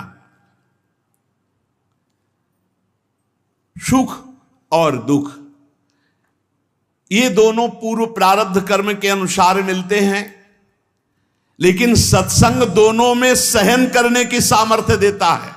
सत्संग का फल समझो, सत्संग का फल दुख मिटाना नहीं है, सुख बढ़ाना नहीं है, सुख दुख दोनों में समान भाव लाना है। सुख दुखे समय कृत्वा लाभा लाभो जया जयो, जो सुख दुख में समान भाव लावे वही सत्संग का भाव। मेरी ऐसी धारणा है कि समस्त पुण्यों का, तीर्थ याटन का, व्रत का, दान का फल है कि परमात्मा में स्थित किसी महात्मा से आपका संबंध हो जाए। पूज्य महापुरुष जिनकी वाणी है कह रहे, मेरी ऐसी धारणा है कि आपके शुभ कर्म, पुण्य कर्मों का, तीर्थ याटन का, दान पुण्य का, आपकी साधना का फल यह है कि परमात्मा में स्थित किसी महात्मा का संग हो जाए। भगवान की विशेष कृपा का अनुभव महात्मा के संग से ही होता है। जितने तीर्थ बने हैं वो सब भगवान से ही बने या भगवान के प्रेमी महात्माओं ब्रह्म ऋषियों से स्थापित हैं। भगवान की लीला, भगवान की महिमा, भगवान की महत्ता, माया से मुक्तता, ये केवल संतों के द्वारा जाना जाता है। कैसे माया से मुक्त होना है, भगवान की महिमा क्या है, भगवान की लीला क्या है, भगवान की महत्ता क्या है, ये मेरी धारणा है। मैं अपनी धारणा से कह रहा हूं कि जो भगवान अवतार लेकर कार्य करते हैं उससे कई गुना बढ़कर भगवान के प्रेमी संत जन कार्य कर देते हैं। भगवान तो विनाश लीला भी करते हैं, संत दुष्टता का विनाश करते हैं, दुष्टों का नहीं।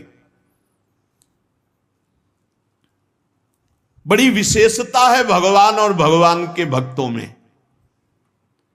भगवान तो कहते हैं परित्राणाय साधूनाम विनाशाय च दुष्कृताम, दुष्कृत करने वालों का विनाश कर देता हूं। लेकिन संत जन ऐसे नहीं, भगवान से जो प्रेम करते हैं वो दुष्टता का विनाश करके उसे महात्मा बना देते हैं, उसे मारते नहीं हैं। भगवान की महिमा अगर किसी के हृदय में जागृत हुई तो जरूर संत वचन कान में पड़े हैं। भगवान को बड़ा संतोष होता है जब जीव कभी किसी संत को अपना मान लेता है और भगवान उस पर अपार कृपा करने लगते हैं। ये मेरी धारणा है। संसार का सबसे ज्यादा लाभ भगवान के प्रेमी जनों से होता है। संतों में कोई कमी नहीं रखते भगवान, अपनी संपूर्ण सामर्थ्य विराजमान कर देते हैं। संतों में विशेषता आती है, वो श्री भगवान से आती है। संतों की खुद विशेषता नहीं होती, वो श्री भगवान की होती है। इसलिए संत जनों से जगत का बड़ा मंगल होता आया है। भगवान की कृपा से ही संतों का यश होता है और संतों के यश से जगत का मंगल होता है। परंतु वो संत नहीं होते जिनके हृदय में भाव होता है कि मेरे द्वारा जगत मंगल होता है, मेरा नाम हो रहा है, मैं ऐसा करता हूं, मैं ऐसा कर सकता हूं। वो अज्ञानी है, संत नहीं है। जिसमें होता है सब प्रभु की कृपा। ये अंदर की बात है। ये बड़े आदरणीय महापुरुष होते हैं जिनके हृदय में कहीं किंचन मात्र अहम नहीं होता। वो बड़ी से बड़ी महिमा को भी अपने प्रभु की देखते हैं, कहीं अपना अस्तित्व नहीं। यही महात्मा की पहचान है, यही महात्मा की महिमा है। उसकी यही विशेषता है, बड़ा विलक्षण है। आप खुद अनुभव कीजिएगा, जब आपको सच्चे महात्मा का संग मिलेगा तो उनकी बात हथौड़े की तरह चोट करेगी आपके हृदय में और आपका परिवर्तन कर देगी, पक्का पक्का। वाणी का असर उसी का होता है जो सत्य परमात्मा में चित्त जोड़े होता है। आप लोग प्रत्यक्ष अनुभव करना, महात्मा के वचनों का प्रभाव आपका परिवर्तन करके ही रहेगा। लाखों की तादाद में सुधरते हुए देखा गया उस सत्संग से जो स्वयं संत है, जो स्वयं अपना चित्त भगवान में रखे हुए है। देखो, एक चर्चा होती है, उद्देश्य उसका, कहने को हम कुछ भी कह सकते हैं, आंतरिक उद्देश्य को सर्वज्ञ भगवान पहचानते हैं। अगर आंतरिक उद्देश्य है भगवान की चर्चा और सबका मंगल, केवल यही उद्देश्य है, निश्चित परिवर्तन होगा। वो आंतरिक उद्देश्य है अर्थ प्राप्ति, भोग प्राप्ति, मान प्राप्ति, भगवत प्राप्ति की कहीं कोई आंतरिक बात, उसका प्रभाव नहीं पड़ेगा। थोड़ी देर मनोरंजन भले हो, प्रभाव नहीं पड़ सकता। भगवान में जिन्होंने चित्त जोड़ दिया, ऐसे संतों की अपार महिमा, अनंत असीम प्रभाव। मेरी वाणी में सामर्थ्य क्या मैं कह सकूं। आज तक संसार में जितनी अच्छाई है, भलाई है, उसमें किसी न किसी महात्मा का उसके जीवन में हाथ है। आज तक किसी का इस संसार से कल्याण हुआ है, उद्धार हुआ है, किसी न किसी महात्मा की शरण में वो गया है। तब ऐसा कोई नहीं है जो महात्मा की शरण में ना हुआ हो और उसका कल्याण हो गया हो, उसमें दैवी संपदा आ गई हो, उसका उद्धार हो गया हो। बड़े भाग्यशाली हैं जिन पर महात्माओं का अपनापन है।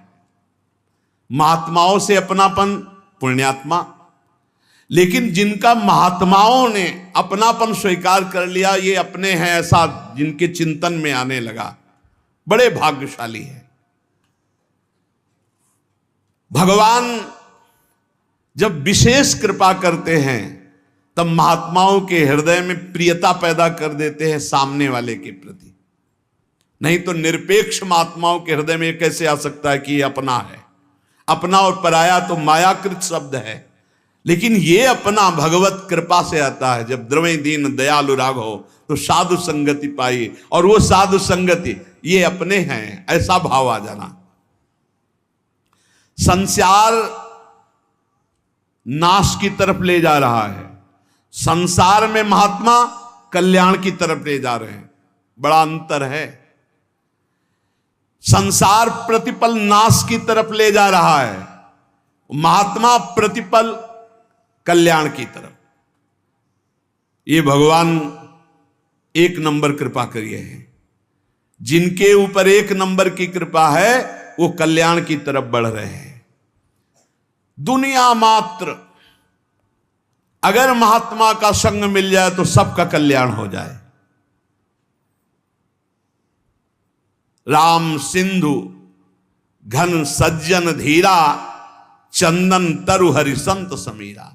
भगवान आनंद समुद्र है, तो उस आनंद समुद्र की वर्षा करने वाले महात्मा जन हैं। हर शास्त्र से, अपनी तपस्या से, भजन से उस आनंद के शब्दों को घसीटा और बरसा दिया सत्संग के द्वारा। भगवान चंदन का वृक्ष है तो संत वायु हैं, उस सुगंध को फैलाने वाले हैं। जितना लाभ संतों से होता है उतना और किसी से नहीं होता। मतलब समुद्र भी उतना लाभ सबको नहीं दे सकता जितना वर्षा से होता है, क्योंकि समुद्र के पास जाना पड़ेगा, वर्षा तो फैल कर सब जगह होती है। ऐसे संत चलते फिरते तीर्थ है। भगवान आनंद समुद्र हैं, तो आनंद समुद्र तक पहुंचना बड़ा कठिन, तो उस आनंद समुद्र की हर आनंदमयी बात लेकर संत जन प्रवचन के द्वारा, सत्संग के द्वारा संसार को भिगोते रहते हैं भगवत रस में, भगवत आनंद में। आनंद की बाढ़ अगर कहीं आई है तो सत्संगी के हृदय में ही आई है। भगवान के प्रेमी भक्त अगर कोई बने हैं तो संत कृपा से बने हैं। इसलिए अगर किसी को सत्संग प्राप्त हो गया है तो उसे छोड़ना नहीं, ये दुर्लभ वस्तु है। सुतदारा धन लक्ष्मी पापियों के घर होए, संत समागम हरि कथा तुलसी दुर्लभ दोए। महत्संगस तो दुर्लभ हो। भगवान का पूजन करना, भगवान का भजन करना, भगवान का चिंतन करना आज तक किसी के जीवन में आया है तो संत संग से आया है। हम तो ये देख पा रहे हैं कि भगवान से भी अधिक कृपा महात्माओं की जोरदार होती है, क्योंकि भगवान सबके हृदय में रहते हुए भी दुर्गति बंद नहीं हो रही, और संत का सानिध्य प्रगट में मिल गया तो दुर्गति वहीं से रुक जाएगी। बिल्कुल सच्ची बात। हमारा सबसे बड़ा लाभ का केंद्र संत महात्मा है। विश्व का आज तक जो लाभ हुआ वो संतों से हुआ है। लीला देखने में, लीला सुनने में हमारे हृदय में तभी प्रीति होगी जब प्रेमी महात्मा गायन करेगा। खास बात है, जो भगवान से प्रीति करते हैं वो जब चर्चा करते हैं तो एक विशेष आनंद होता है। भगवान के प्यारे भक्त साक्षात परम पावन तीर्थ स्वरूप होते हैं। उनके दर्शन स्पर्श मात्र से पाप नष्ट होते हैं। भगवान उनके हृदय में विराजमान रहते हैं। बड़े बड़े तीर्थों का स्नान करना, वहां जाकर संयम नियम पूर्वक जैसी महिमा है वैसा निर्वाह करना, तब कहीं आगे चलकर फल मिलता है। लेकिन सत्संग का तो तत्काल फल मिलता है, तत्काल फल मिलता है, जीव का परिवर्तन होना शुरू हो जाता है। इसलिए मोरे मन प्रभु अस विश्वासा, राम ते अधिक राम कर दासा। भगवान से अधिक भगवान के दास की महिमा है, निश्चित विश्वास कीजिए। भगवान के दास की महिमा ऐसी है कि उसको भगवान चाहे बाद में मिले, लेकिन भगवान के दास का दासत्व जो ले लिया उसको पहले भगवान मिलते हैं। ये खास बात है। दास दासोहम में एक खास बात है। भगवान के दास का आश्रय ले लिया तो उसको भगवान बाद में दुलार करेंगे, पहले दास के दास का दुलार करेंगे। जैसे बिजली का कनेक्शन ना हो, सही कनेक्शन ना हो, तो बिजली आ भी रही बोर्ड में, आपका स्विच भी सही है, तार भी लगा हुआ है, बल्ब भी सही है, ऑन ऑफ भी कर रहे हो, लेकिन नहीं जलेगा वो। ऐसे ही अगर संत से सही कनेक्शन आपका नहीं है, फिर आप ये शब्द बोल सकते हैं कि मेरा परिवर्तन नहीं हुआ। बल्ब भी सही है, तार भी सही है, स्विच भी सही है, बोर्ड में बिजली भी आ रही है, बस थोड़ा और अंदर डालने की जरूरत थी तार, जिससे कनेक्शन हो जाता। कनेक्शन नहीं हुआ तो ऑन करते रहिए, वो जलेगा नहीं। तब आपको लगेगा कि बिजली नहीं है, नहीं, बिजली है, उसमें आपके कनेक्शन की कमी है। यदि मन वचन कर्म से किसी भगवत प्रेमी महात्मा का आश्रय ले लिया जाए तो भगवान की शुद्ध शरणागति बहुत जल्दी प्रकाशित हो जाए। हम तो इतना कहते हैं कि जिनको संत संग मिल गया, भगवान ने सब कुछ दे दिया, अब उनको भगवान को देने के लिए अब कुछ नहीं बचा। सच्चे संतों का संग मिल गया, सब मिल गया। संकेत मात्र मैं कह रहा हूं आपको कि अगर आपको संतों का संग मिल गया है तो आप प्राणपन से निर्वाह कीजिए, इससे बड़ा कोई लाभ नहीं। संत समागम सम न लाभ कछुआन, भगवान शंकर कह रहे हैं, उमा संत समागम सम न लाभ कछुआन।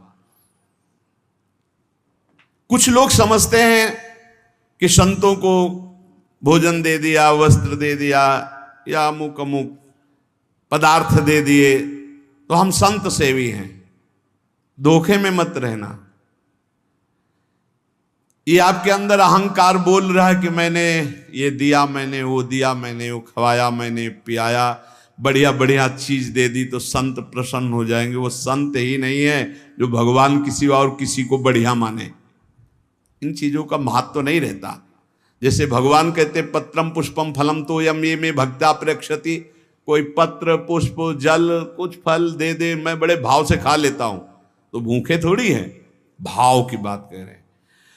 संत पेटू नहीं होते, जैसा संत चट्टू नहीं होते, संत भोगी नहीं होते, संत विषयी नहीं होते। जो रसेंद्री जनेन्द्री पर विजय प्राप्त किए हुए, जो त्रिभुवन की राज्य लक्ष्मी का त्यागी है, वही तो भगवत प्रेमी है। भला आपकी इन बाहरी सेवाओं का क्या महत्व। वास्तव में यदि कनेक्शन आपको करना है, वही बात कह रहे कि आपने ये सब बाहरी बातें की, लेकिन उनकी आज्ञा का पालन नहीं कर रहे तो आपका कनेक्शन सही नहीं, ऑन बल्ब नहीं जलेगा, आपके अंदर भगवत प्रकाश देवी संपदा नहीं आएगी। और आप कहेंगे मैं बहुत सेवा करता हूं, मैं रुपया देता हूं, मैं भोग सामग्री देता हूं, वस्त्र देता हूं, पर मनमानी आचरण करने वाले का कनेक्शन नहीं माना जाएगा संत से। वो संत ही नहीं है जो बाहरीन बातों पर राजी हो जाए। संत राजी होते आज्ञा समन सुसाहिब सेवा, उनकी आज्ञा का पालन करना। कई तरह के संत होते हैं, बड़े बड़े पदों में होते हैं,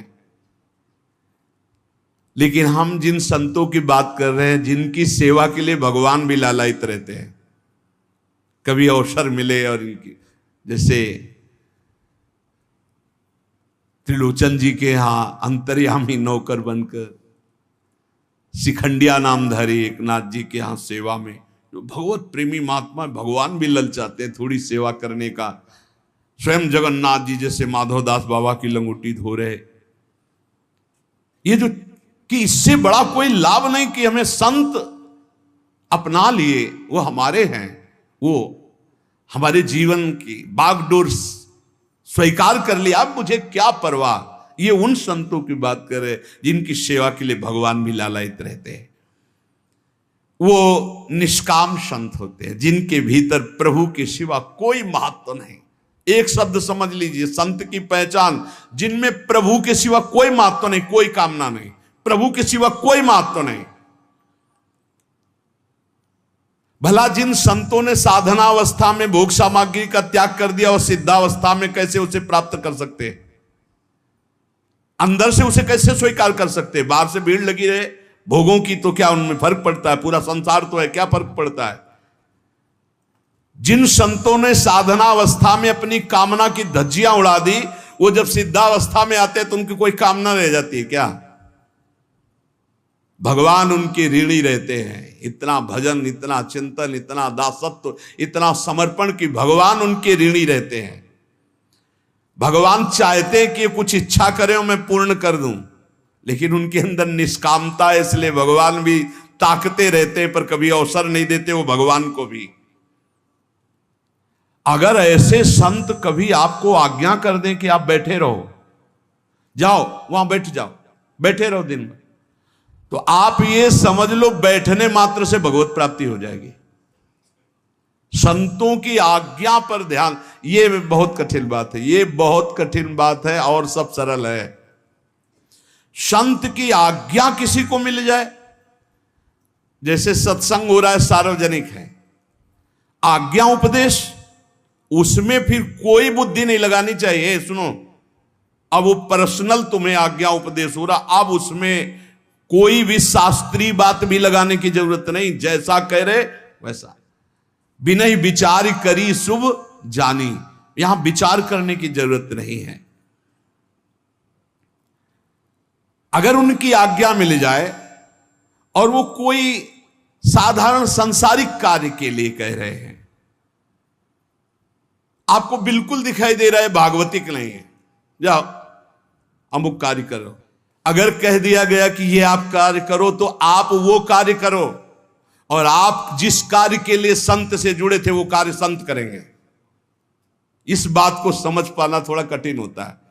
अहंकार विमूढ़ात्मा करता हम इति मन्यते, वो जो मूढ़ता बनी हुई वो कभी भगवत प्राप्ति होने ही नहीं देगी। और दैन्य होकर बैठ गए उनके चरणों में, कुछ बने ना बने उनसे बन जाएगा, जो भगवत प्राप्ति का कार्य उनसे बन जाएगा। दास दासो हम, जो हरिवंश उपासक सेवं सदा सेवं ताके चरण विचारी। बड़ी पक्की दामी ठोस बात कह रहा हूं, स्वामी जी महाराज कह, दामी माने बलशाली, बड़ी पक्की ठोस दामी बात कह रहा हूं सिद्धांत की। आप मान लो वो जैसा आज्ञा कर रहे हैं, बस वचनम कर इससे तो साफ बात सुनो। मैं महापुरुषों का संग किए हुए हूं, जहां कोई कामना प्रवेश नहीं कर सकती, ऐसे निष्काम भाव की स्थिति में समझ पाना बड़ा कठिन। जहां कोई कामना नहीं, वहां वो ऐसी भावना प्रकट कर सकते हैं आपके साथ, आज ये खवा दो, लाओ ये पिला। आप ये मत समझ लेना कि खाने पीने ये तो साधन काल में ही सब छूट गया, आज कृपा की है, उन्होंने कह दिया अब कुछ भी हो कैसे भी हो तत्काल दौड़ो और उनकी आज्ञा का पालन कर दो। वो कोई भी आज्ञा करे, और शास्त्र विरुद्ध आज्ञा हो नहीं सकती, बात समझना, क्योंकि सिद्ध पुरुष जो शास्त्र सम्मत चले हैं तो अब तो परिपक्व हो गए हैं, भगवान की बात और उनकी बात में अंतर नहीं होगा। कभी वाम मार्ग का आदेश नहीं हो सकता, शास्त्र विरुद्ध आदेश नहीं हो सकता। या इमं परमं गुह्यं मद भक्तेष्वभिधास्यति भक्तिम मयि पराम कृत्वा मामे वैश्यत्य संशयम।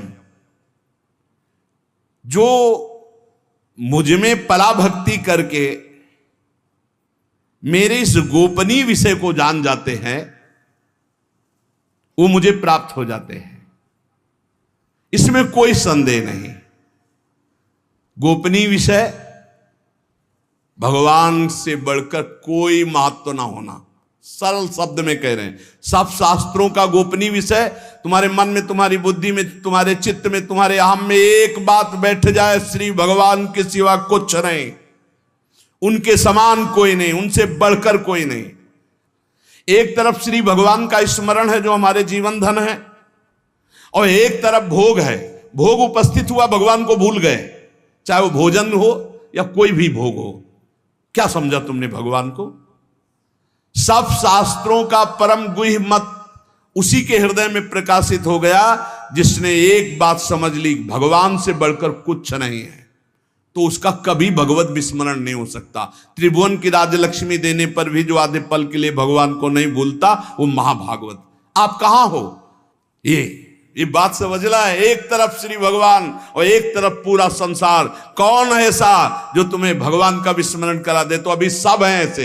एक दोस्त मिल गया, बात करने लगे, भगवान को भूल गए, भगवान उस दोस्त से भी हल्के हो गए।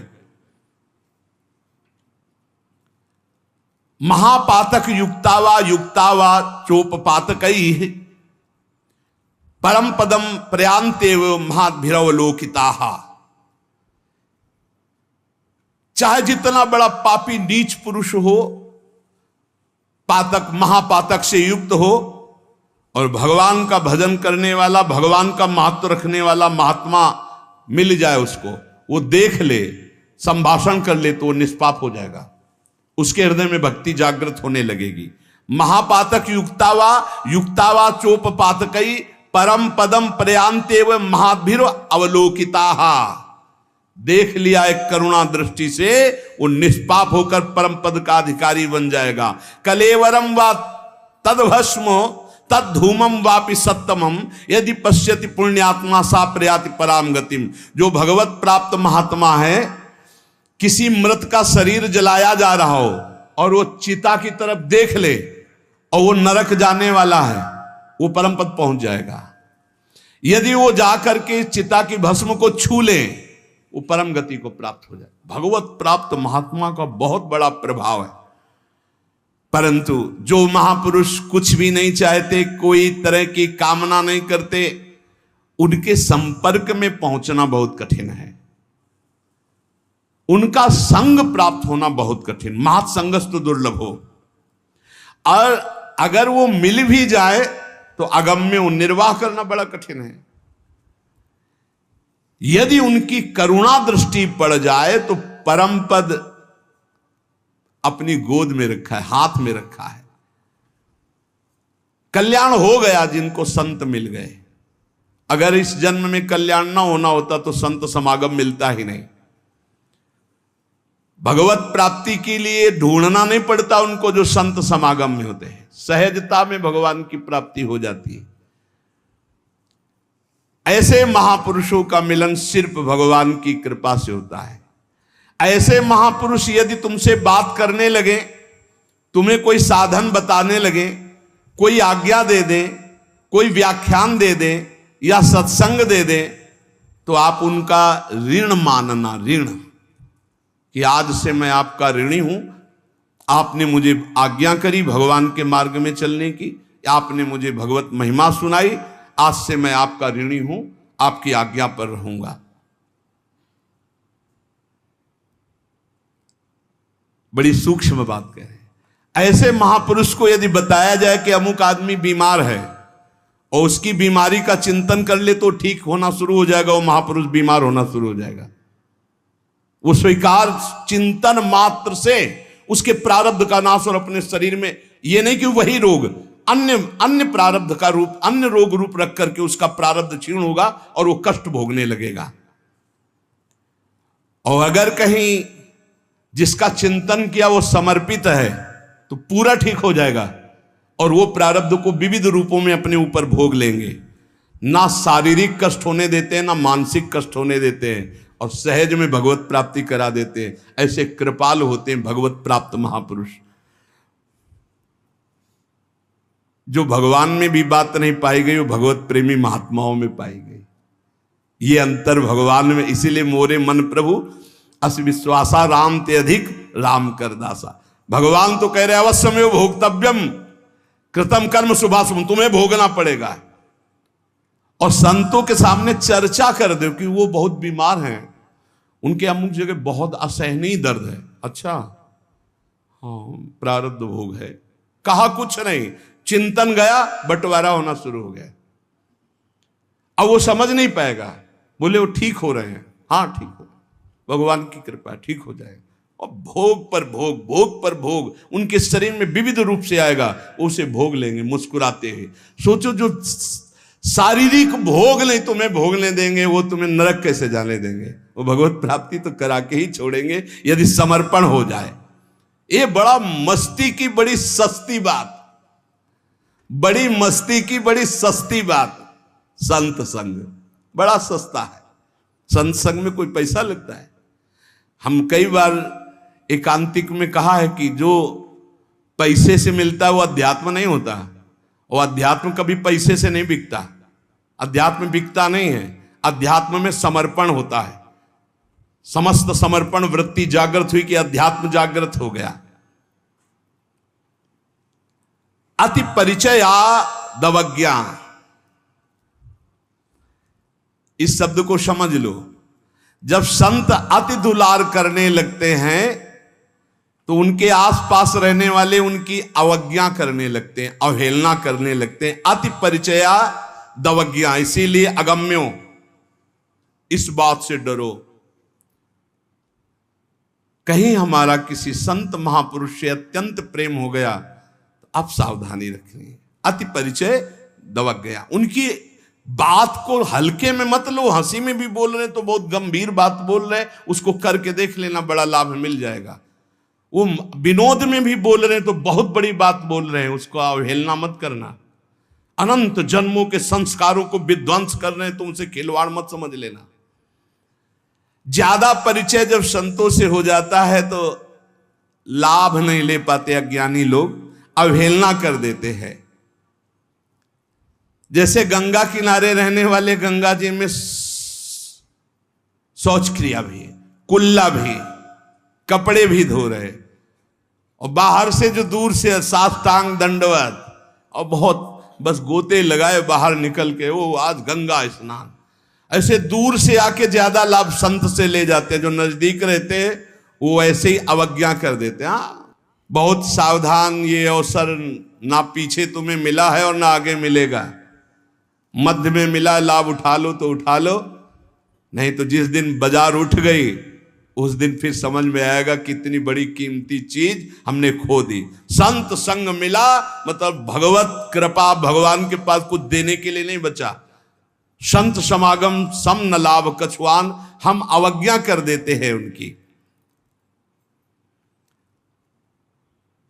अगर कोई भगवत मार्ग का पथिक आज्ञा करता है और उसको हम स्वीकार कर लेते हैं तो अहोभाग्य समझना चाहिए, हमारा बड़ा भाग्य है। इन्होंने हमें आज्ञा की अपनी तरफ से भाग्य, इस पर कभी नहीं टालना चाहिए।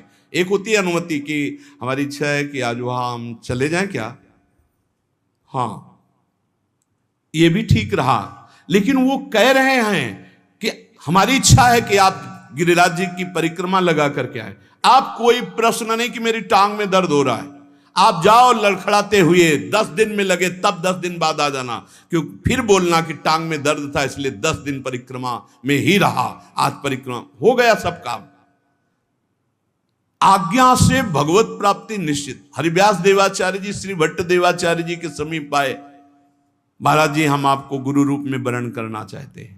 तो उन्होंने देखा है बहुत उच्च कोटि की अवस्था प्राप्त करने वाले हैं, तो उन्होंने कहा हमारी गोद में कुछ दिखाई देता है? बोले कुछ नहीं दिखाई देता। बोले जाओ 12 वर्ष गिरिराज जी की परिक्रमा राधा राधा रटते हुए करो।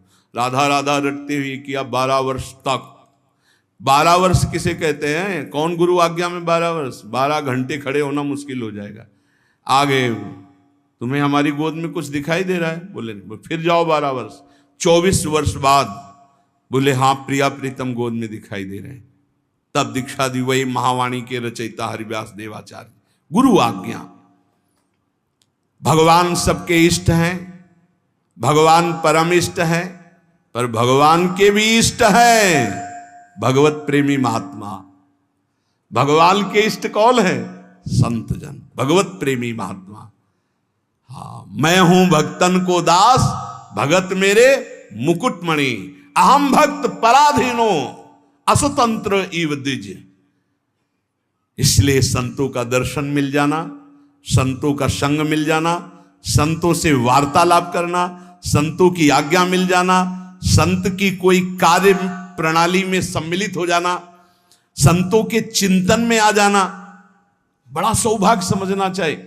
अचानक तुम्हें आज्ञा मिली, किसी ने सूचना दी, वो बोल रहे थे बाबा ऐसा कि आप ऐसा कर लीजिए, तो आपको सोचना चाहिए मैं उनके चिंतन में आया।